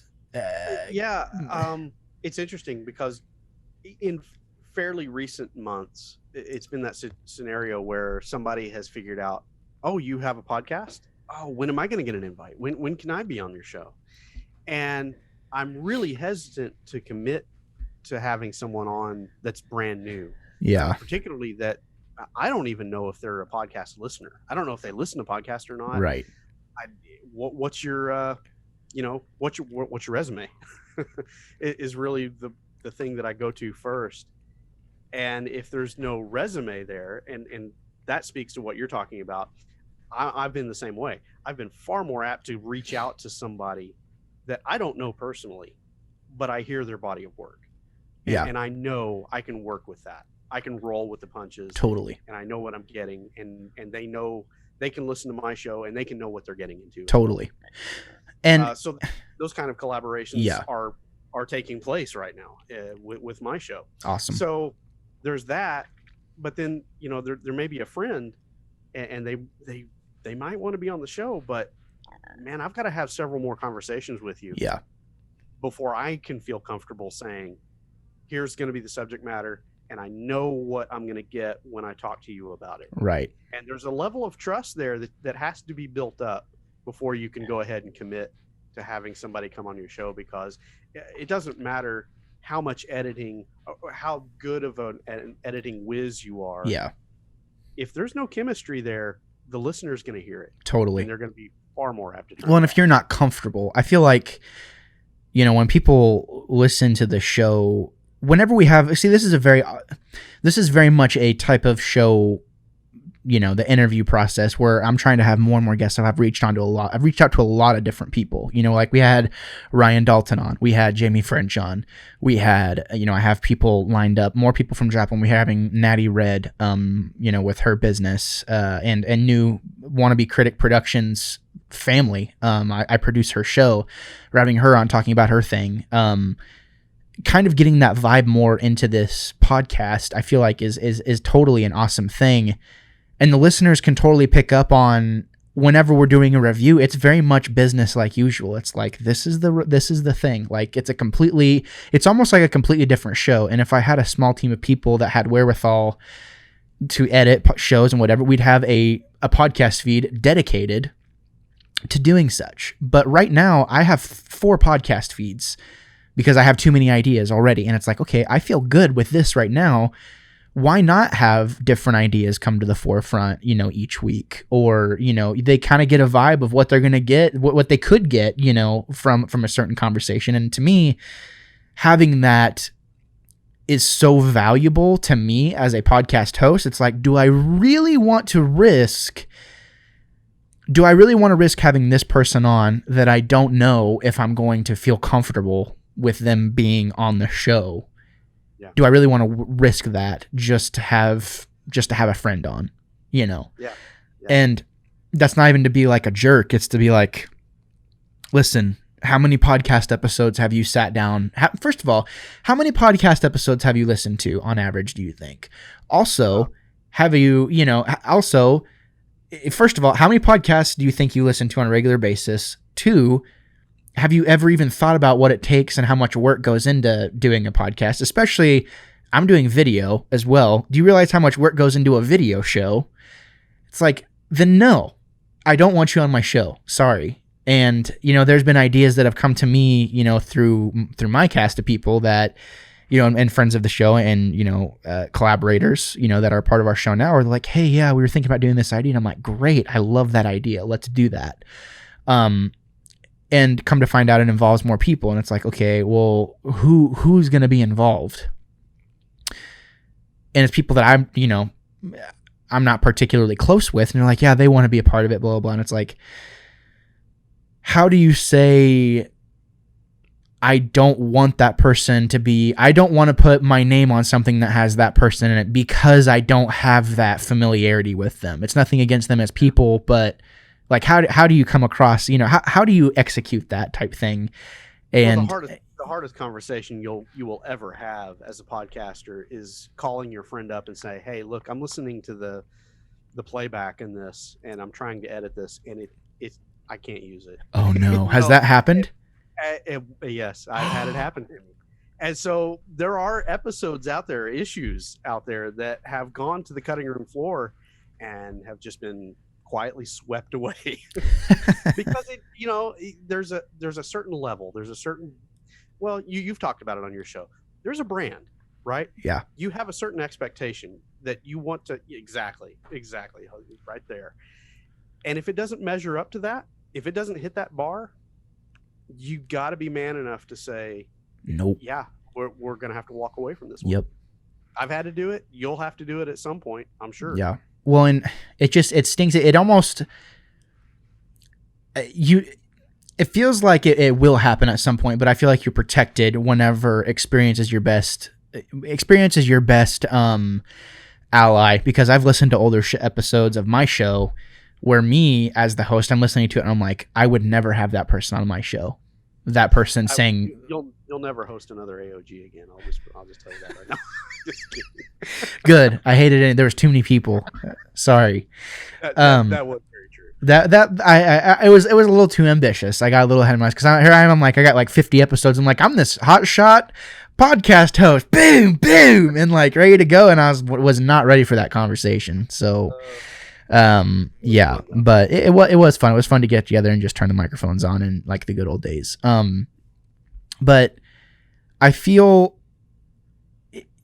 you almost, I think I could tell if someone approached me and was like, oh, I'd love to be on your show, I would have no problem saying no, and I would not lose a bit of sleep over it, because people need to understand. It's like, listen, man, I don't have the time. I do not have the time or the mental capacity to plan out how this is going to happen, because I have an agenda.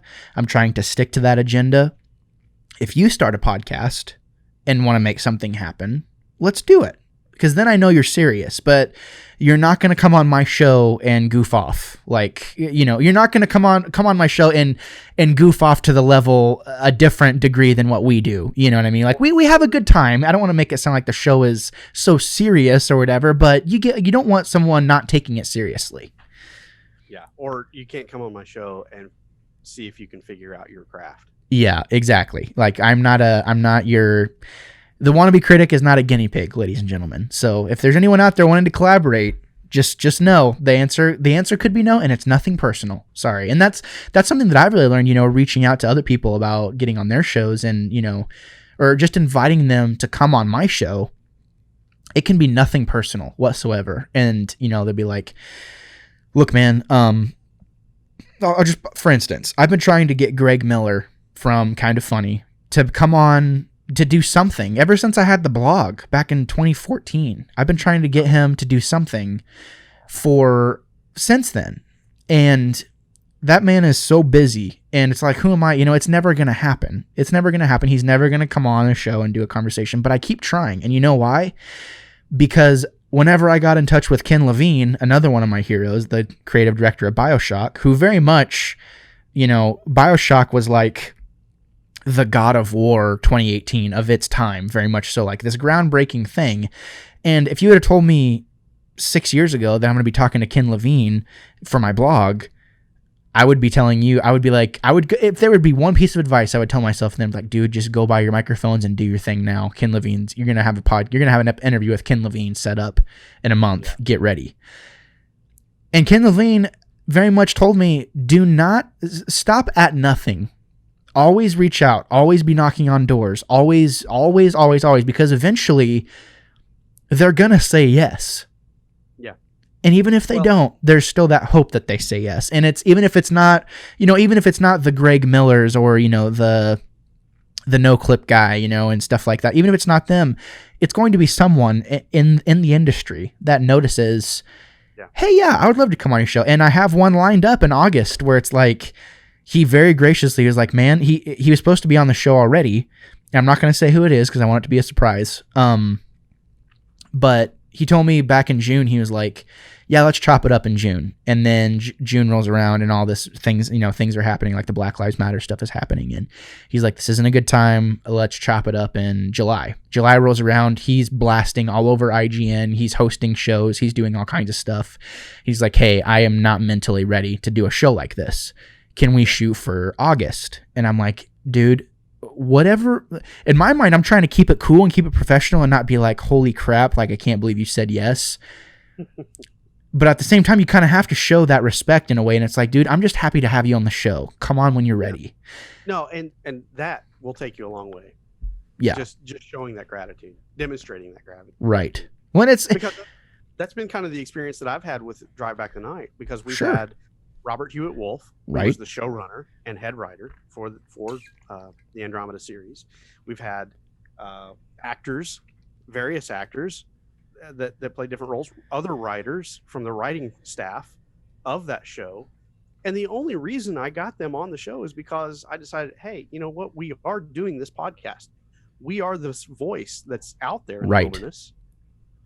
And they're people that worked on this project. Surely they will want to talk about it. Sure. And they do. Yeah. And so if you just put out a nice message and just put yourself out there and say, here's our body of work, here's what we're doing, we would be so gratified if you'd come on the show and talk about it. And of all of the people that I've had on, they've been so gracious and such wonderful conversations I've had with those folks. And to me, to me, like even getting that initial, oh my God, I'd love to come on your show. Or even like, for instance, my more recent one, I reached out to Gary Whitta, who gave us a shout out on Twitter, which was huge for me because I was like, holy crap, the guy who wrote Rogue One, like, sought out something that I put on the internet and shouted us out, me and Carter's review on the Joker comic. And he was so gracious. And I'd sent him an email saying, Gary, please, like, can we have you on the show? We would love to have you on. We know you're busy. I would love to, just talk about, your process, the writing process. And it's very much, very much the same thing. I didn't hear anything back. And then I noticed he went on live on Twitch and he was kind of just talking. He just said, just chatting. And that's whenever I learned, okay, you want to be gratifying. Like you want to be, you want to show gratitude, but you don't want to be annoying. And that's kind of something I learned with Gary Whitta, because I got very ahead of myself and I saw him on Twitch and I was like, oh, I need to ask him. So I did. I went in the Twitch chat. I typed him out this message like, hey, Gary, like, blah, blah, blah. I sent you an email. I'd love to have you on the show, blah, blah, blah. And I highlighted it like I spent the bits or whatever. And he even mentioned it on stream. He was like, all right, so someone felt the need to highlight a message, so I feel obligated to read it.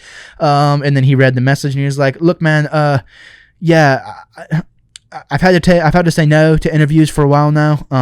It's one of those things where I would love to come on, like, but I might say yes, I might say no. Don't take it personally, blah blah blah. And just having that, I feel like whenever you put those feelers out, you want to know what like, are you coming on the show or not? Like, are we doing this or what? Like, but you can't be that way because these people have an established brand. They have an established thing that they're putting out, and what are they risking by coming on your show and wondering, okay, am I going to want to be affiliated with this person a year from now? Yeah. What is this person going to say on their podcast or their YouTube channel or whatever? What are they going to do that makes me go, oh man, I wish I wouldn't have said yes to that guy, you know? And yeah, that's something I've said, that's something that I've learned. And I bet I could, how have you kept it, like, how have you stayed patient whenever you've wanted to have those people on, you know, like what's helped you be like, whatever, like they might say yes or no. Like, how do you stay humble? That's a better question. Well, yeah, there are some of those interviews that we've had where I've reached out, like Robert Hewitt Wolf. He does a lot of interviews on different podcasts and different things. And I reached out to him and very quickly got a response back from him because he's in that position where he can take the time. And he's a very prolific television writer, but not so prolific and not so busy that he can't make the time for the things that have come before. And so I very quickly got a response from him. That was kind of a great experience for me because having such a quick turnaround and quick response kind of fueled me for reaching out to more. Right. And so for every one of those interviews that I have had, there have been invitations that have been out there for a long time with other stars and other writers. And some of them have committed. Some of them have told me no, and some of them just haven't responded at all. Yeah. And so, yeah, very much what you're talking about is kind of the mindset you have to have. It's like, okay, I'm not a famous person. Yes.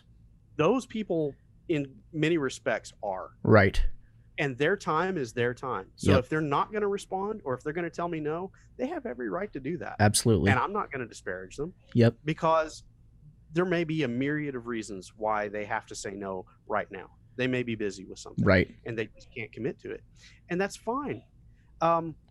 Yeah, it's been enjoyable to get those interviews that I've had, but for the ones that haven't happened, well, they just haven't happened. Yeah, and maybe they will somewhere down the line. And maybe. I just kind of keep that mindset, and just keep doing what I'm doing. Yeah, well, and that's that. And I think you can attest to this too. Having such a quick turnaround for Robert Hewitt Wolf, having such a turnaround for Robert Hewitt Wolf,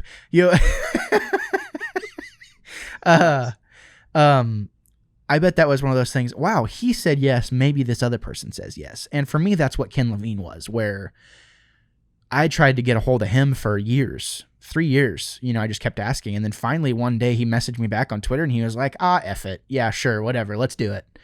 And it was this coolest thing. I called him from my truck. I was in not college, but I was in trade school trying to become an electrician. And I left class early and my teacher's like, where are you going? I was like, I got an interview with Ken Levine. I'll see you next week. And obviously it was very much like, I'm leaving. That's what pretty much my version was. I'm leaving. I'll see you later. And I was in my work clothes. I had some hobbled together notes. I had half an hour to make that interview happen. And I went, I didn't have a headset or anything. I went to Walmart, bought the only headset they had with crappy quality so I could have, hear what the man was saying. I was taking notes. And I just remember I was leaving for a trip like a few days later. So whenever I was typing it on the plane, I felt so gratified. And this is before the podcast was even a thing. And I felt so like, wow, one of my heroes is an actual good person. And like, literally everything that I thought about him was true, but I was ready for it not to be that way. Yeah. And it was just a really cool feeling. You know, he talked to me about BioShock. He talked to me about like how he felt about BioShock 2. Like he talked to me. I need to revisit that. I need to read that on the podcast and go back and find it, because that would be cool to have. Yeah. But to what you're saying, this is kind of what I'm getting at, is out of all the ups and downs that you've had throughout your content journey and, you know, things like that, one thing that I've always appreciated about Age of Geek is, and you really, is you've never really flaunted it as this thing of, oh, well, I had Robert Hewitt Wolf on the show. It's never felt that way to me, because if it ever did feel that way to me, I'd quit listening and I would tell you you're a douche. But it's never been that way. It's been like, oh, you know, it's been, and very much in passing, how it should be in a podcast. You have someone on, and it's like, yeah, back when we had so-and-so on. And then it's like, oh, that's cool. You know, it's never been, oh, well, who do they think they are? It's, oh, that's really cool. And that's kind of what I've strived for, like with this Crosscode review. You know, the developer and publisher, they sent me a copy of the game to review, even though I already have it on PC. I really wanted to play it on console. So to be able to get that from them, it's like, wow, we have the developer. What a cool full circle journey that we had the developer on a year ago. Talk to him. It was an awesome conversation. He said yes. Now we're coming back around and I'm reviewing the game he made for free, basically. Yeah, and it's just, cool. That is the kind of things I think people want to hear you talk about, as you go back to the passionate thing. But out of all of those ups and downs, I've always appreciated how Age of Geek just stays the same. Like, no matter who they have on, no matter what happens with it, it's always like, yeah, this is like, everyone's just a person. And like, we're all just people, and there's no reason to act in any other way. So I've always really enjoyed that. But I only got about one more question, and then we can kind of wrap it up. What do you think your favorite moment / like podcasting period of time, like what period of time do you think has been your most favorite time to ever do the show? Where you're like, I absolutely love this, but like, you know what I mean? That's a really great question. Starting Age of Geek was, like I said, it was a passion project, and seeing it get off the ground, and then 5, 6, 7 episodes into it, you know, you start to see that body of work growing, and that's a really great feeling, because you're doing it. Right. You've thought about it for months. You've spent money on it, and now you're seeing the fruits of your labor. That's a great time when I reflect on it back in 2013. But honestly, yeah, starting a podcast is great. But right now, you know, I have 2 podcasts that I work on when I feel like it. And right now, Age of Geek is very much at the fore. I'm able to work on that one because I'm able to work with my schedule and anyone else that will agree to work with me. And that's awesome, because right now, I feel like I'm at kind of the top of my game, I guess. I'm in such a comfortable place with expressing my own opinion and talking about the things that I want to talk about. And that just comes out through the microphone and into the show. And I'm able to play with, you know, audio files and do a little bit of production and just have some fun with it. And so right now, for me, probably Age of Geek is at its peak as far as the ease with which I'm able to come up with ideas and then execute them. Yeah. Enjoyment level. So I'm really enjoying it right now. Drive Back the Night, it's a little more problematic right now. I think at the time of 2015 was kind of the peak of the show, where we were doing an episode a week, and we were banking those episodes, and it was regular, and we were into the second season, and we had done the interview with Robert Hewitt Wolf and Lisa Ryder, and that was really a great time. That was where I really felt like that show had become something. And I'm still very much riding the coattails of that, because the community is still out there, and I'm still hearing back from the community, and I'm still interacting with the community. And so it's it's kind of been the gift that keeps on giving. And so Drive Back the Night it hit a crest, but it hasn't really so much waned. It's just kind of riding plateaued a little bit. Yeah, it plateaued, but it's something manageable, and it's something that I can continue to work on and continue that project forward when I feel like it's time, and when I feel that we have the opportunity. And so I mean that's just something that's kind of continued through all of this. But Age of Geek right now really feels like I'm my most comfortable with myself, my own geekdom, my own opinions, and the show is hitting on that 2 week every 2 weeks like I originally set out to do. And so it feels really good. And like I said, there's a payoff. There's other podcasts that are hearing it, and I've reached out to them, and they've reached out to me, and we've been doing I've had the opportunity to do interviews. And really, when I set out on this whole thing to begin with, that was kind of the dream, is to have someone else hear content and say, I think I can work with that guy, or I want to interview that guy. Totally. And I would like to ask him to come on my podcast. And at the point where that has happened now, that is so gratifying. And so, I mean, it feels like to me, I have reached all the success that I was looking for. Well, and that must be, and I'm just going to say it now. It shouldn't make anyone feel bad to be like gushing on their projects. And really, I feel like it's not hard to be humble, ladies and gentlemen. It's not hard to respectfully and humbly say, yeah, I did this thing and I'm proud of this thing.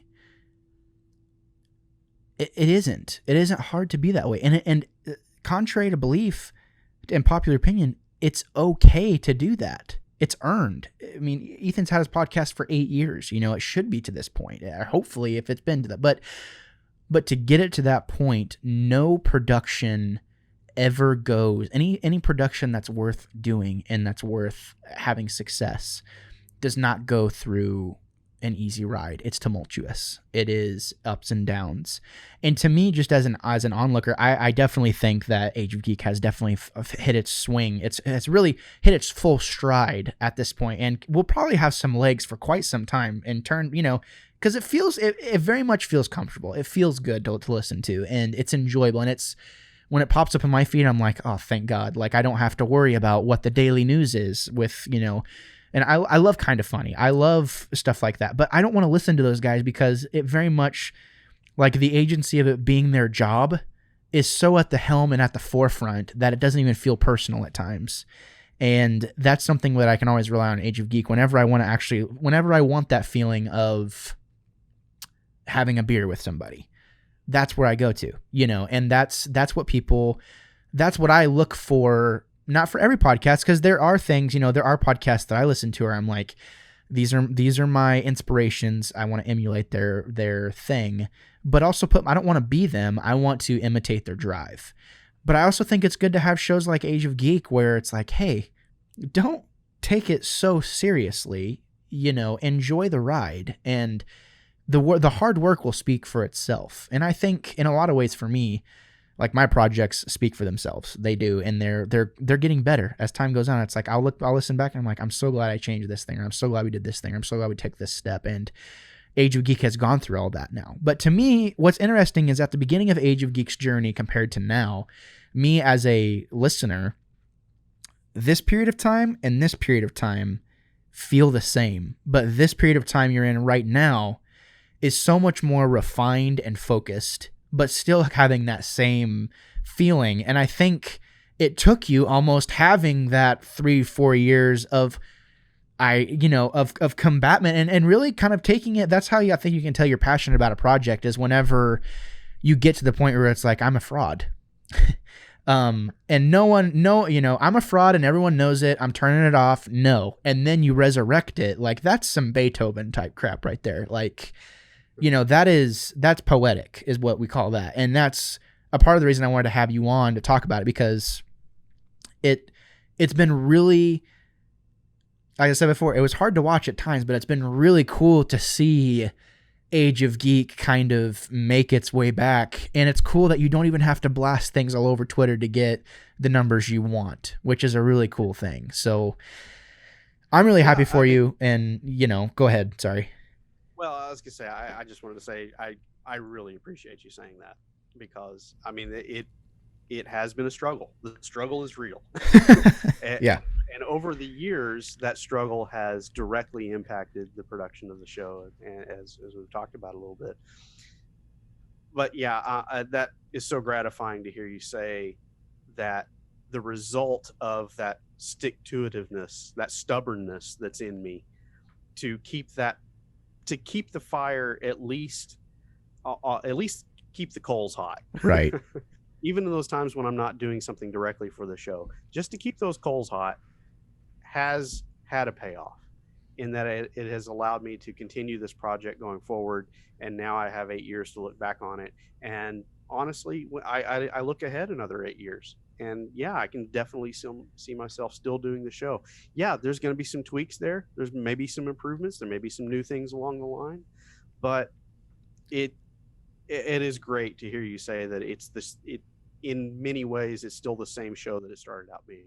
Well, and there was a period yeah, no, and I'm glad that it is. And that I think anyone who's listening to that's fans of your show that are listening to mine now, it's like, it should be gratifying, because that initial drive and that initial feeling has kind of come full circle, but with a few new lenses, to kind of see things clearly. And it's like, okay, this is what I want. Like this one, this is how I'm feeling right now. Okay, this is the one I want. This is how I'm feeling right now. This is the one I want. Like, and the only way that you can get all those is to go to all those ups and downs and all those different places to collect them. And that's why I say it's poetic and it comes full circle. And it's been a really cool thing to see. And it's been interesting listening to the more recent episodes with Eli, because I'm like, that kid, it's the neck. I know it really is. And I'm like, he'll say stuff, and I'm like, that is incredibly insightful. I have been shocked by that boy's ability to articulate sometimes. It has been great. And I'm like, I'm going to keep listening. And it's like, whenever it's time, I'll be inviting him to come on my show. So yeah, it's been really cool to hear him explain his opinion, especially on the Transformer stuff. And, I'm looking forward now. Here's where it gets touchy, is whenever we get into the Star Wars stuff, because I've not watched Rebels, and I had to turn you guys' review off because it was going to be spoilery. And whenever it comes to that, I don't know. We'll have to see, might have to knock him down a peg or two. You know what I mean? I'll pass those emails forward to him. Okay. Good. Yeah. Good. Well, Ethan, where would you say, I feel like I already know the answer to this question. I feel like you're just going to say, I want to keep doing what I'm doing. But if there was a goal right now, or if there's anything we could look forward to right now, with Age of Geek Productions, what would you say that thing would be for you personally, or for us as the listeners? My goal right now is to finish the Drive Back the Night project. I mean, I've got to figure out a way to light a fire under Ryan so that we can actually set a schedule and then meet that schedule. The thing that has allowed Age of Geek to kind of stretch its legs right now and become a fully fledged show again, I'm going to have to do that same thing with Drive Back the Night, so that we can finish the last two seasons. That's kind of in the forefront of what I need to do as a showrunner. How well that'll be executed, we'll see. Yeah. But that is kind of the goal right now. Age of Geek is, man, it's kind of writing itself at the moment, and it's great because, well, like Brandon's been blowing up my phone here this evening. He's got an episode of Cafe Cinema Radio that he's ready to post. So there's exciting things happening with that show, and it's just kind of, if I can just keep that momentum going, I'm doing as much as I want to with that show. That's awesome. And there's the great thing about that is there's always potential for more. And you never know what's going to happen. So we're just going to leave that there, because Ethan and I are about to have a lengthy discussion off mic. So, but Ethan, I'm very happy for you. Not only I feel like this is probably my favorite podcast I've ever recorded, because as I mentioned in the outset, or, very early on in the discussion, you're always trying to find that marriage between business and hobby, and this has been the perfect episode for that, where we're having you on to talk about your brand, whereas, you know, we're having kind of some behind the scenes talks, you know, things that we noticed, some questions I threw at you. I hope I didn't catch you off guard, you know, but I felt like for the sake of the conversation to go to a certain place, they could be well handled. And I feel like the discussion went where it should have gone. And you're welcome. That'll be $500. Oh man. Psychology section. Yeah, there you go. And Ryan, if you're listening, you're welcome. I did what you could not. But no, it's been a good conversation, and these are the types of things that I podcast for, is to have those questions and really to ask kind of those questions like, I don't know if I should go there, but you do it because it's good. Like, in it can either go one of two ways. And thank God it went the way I wanted it to. So that's all you can hope for. It's all in the delivery, people. Well, no, I really appreciate you having me on. This was also one of the goals that I wanted to see happen in my own podcasting, quote unquote, career, is to hopefully inspire somebody else to do their own podcast and then be invited onto it. And I've had that opportunity several times now to come on Wannabe Critic, and it's been great to see the growth in your show and the branching out and the different channels, and, you know, all the best for you on that. And then to still be asked to come on from time to time and to be included in the process, man, that's just icing on the cake. So again, thank you for inviting me on here and giving me a chance to talk a little bit about the past 8 years and everything that's gone into that. Well, and that was very much the goal, was we need to have Ethan on to explain the legacy of what Age of Geek is, because in 2 years, you're going to have a show that's a decade old. And that's crazy. That's insane. Because to me, I always think about Age of Geek. What'd you say? I said, shut your mouth. a decade, Ethan. Decade old. Wow. Yeah. But that's a tenure that a lot of podcasts don't have.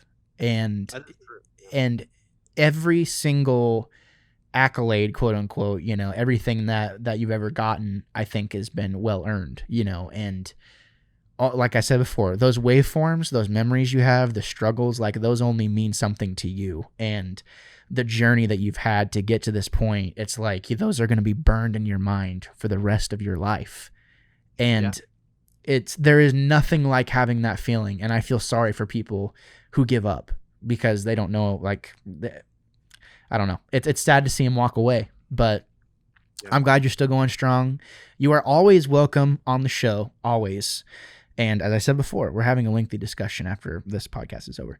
Okay. But I'm so excited to be able, you know, we don't talk about this enough, and God bless you for your humility. Ethan has helped me with Storytime, a Star Wars podcast from the beginning. I pitched him this idea, and it very much turned into something else, and he offered direction here and there, and it's turned into something that I'm really proud of, not only as a podcaster, but as a storyteller, a producer, a Star Wars fan. It's like, oh my God, I have people over to listen to it, and I just watch them, and you can tell they don't want to like it, but they do. And that is the best feeling ever whenever you see someone because you see someone react to something you made, and it's like, you can tell they don't want to feel that way, but they do. And that's like, good. That's exactly how I want you to feel. And that's just been really cool to see, you know? So thank you for continuing in that project, and it's been fun. Yeah, it's coming together really well. And, you know, maybe the listens will get there eventually, but it's just been fun to do. So, you know, who knows what that will turn into as time goes on. But Ethan, I'm so happy I was happy to have you on for this one. Go ahead and let's go ahead and sign off. Where can people find you? Yeah, absolutely. Thanks again for letting me talk about it here. And you can find the podcast at ageofgeek.podbean.com. That's where you'll find the home for it. We are on Spotify. We are on a lot of podcatchers out there. So wherever you like to listen to it, you probably can find Age of Geek there. Also, Drive Back the Night. You can find that at Andromeda series.podbean.com. Both of those shows are on Twitter as well. Geek_age is where you'll find the Age of Geek feed, so you can get updates there. And then also Andromeda Pod is our handle over there on Twitter as well. Active on both of those typically. Follow them. Like our tweets. Certainly appreciate it. See, that's the thing though, is how can they like your tweets if you do not like their tweets? I hate you. I like certain tweets. You're a coward is what you are. I hate you. No, wow. I'm just kidding. I'm kidding. I'm joking. Here, you butter me up and then you snipe me right at the end of the show. I see how it is. Boom. No, I'm just kidding. There's been so many times where, oh man, the Twitter interactions you and I usually have are usually about The Last Jedi. And it usually ends up with you being wrong. So, that's that's just how it goes. Fun. I'm having fun with it. No, I know. Call me wrong if you want. No, I'm kidding. I'm kidding. We've had this discussion. We're not going to beat it into the ground anymore.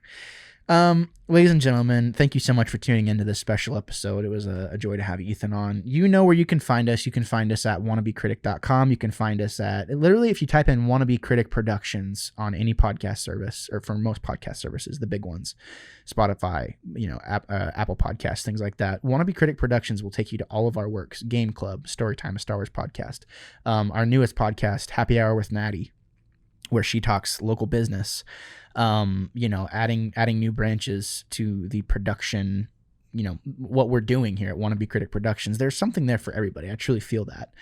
So definitely check those out. You can email us at geeklybiweekly1@gmail.com. You can also, if you can't remember that, you can go to wannabecritic.com and get in touch with us there. But we would love to hear from you. Definitely let us know how we're doing. Leave us a rating. That's something I always forget to say. And also, make sure you check out popcultusa.com. There's some really cool stuff on there. They're actually having a NASA giveaway tomorrow, I believe, with NASA gear, officially licensed NASA gear. I wonder how much that set them back. Yeah, you might have to. You might have to check out my Instagram feed at The Wannabe Critic. Ladies and gentlemen, you have been listening to the Wannabe Critic podcast. We definitely appreciate you tuning in. Thank you for being here, and thank you for preparing yourselves for a plethora of hot takes and potentially unpopular opinions. I'm Gabriel Fast. I will always be the Wannabe Critic. Ethan, say goodbye. Shut up, nerd.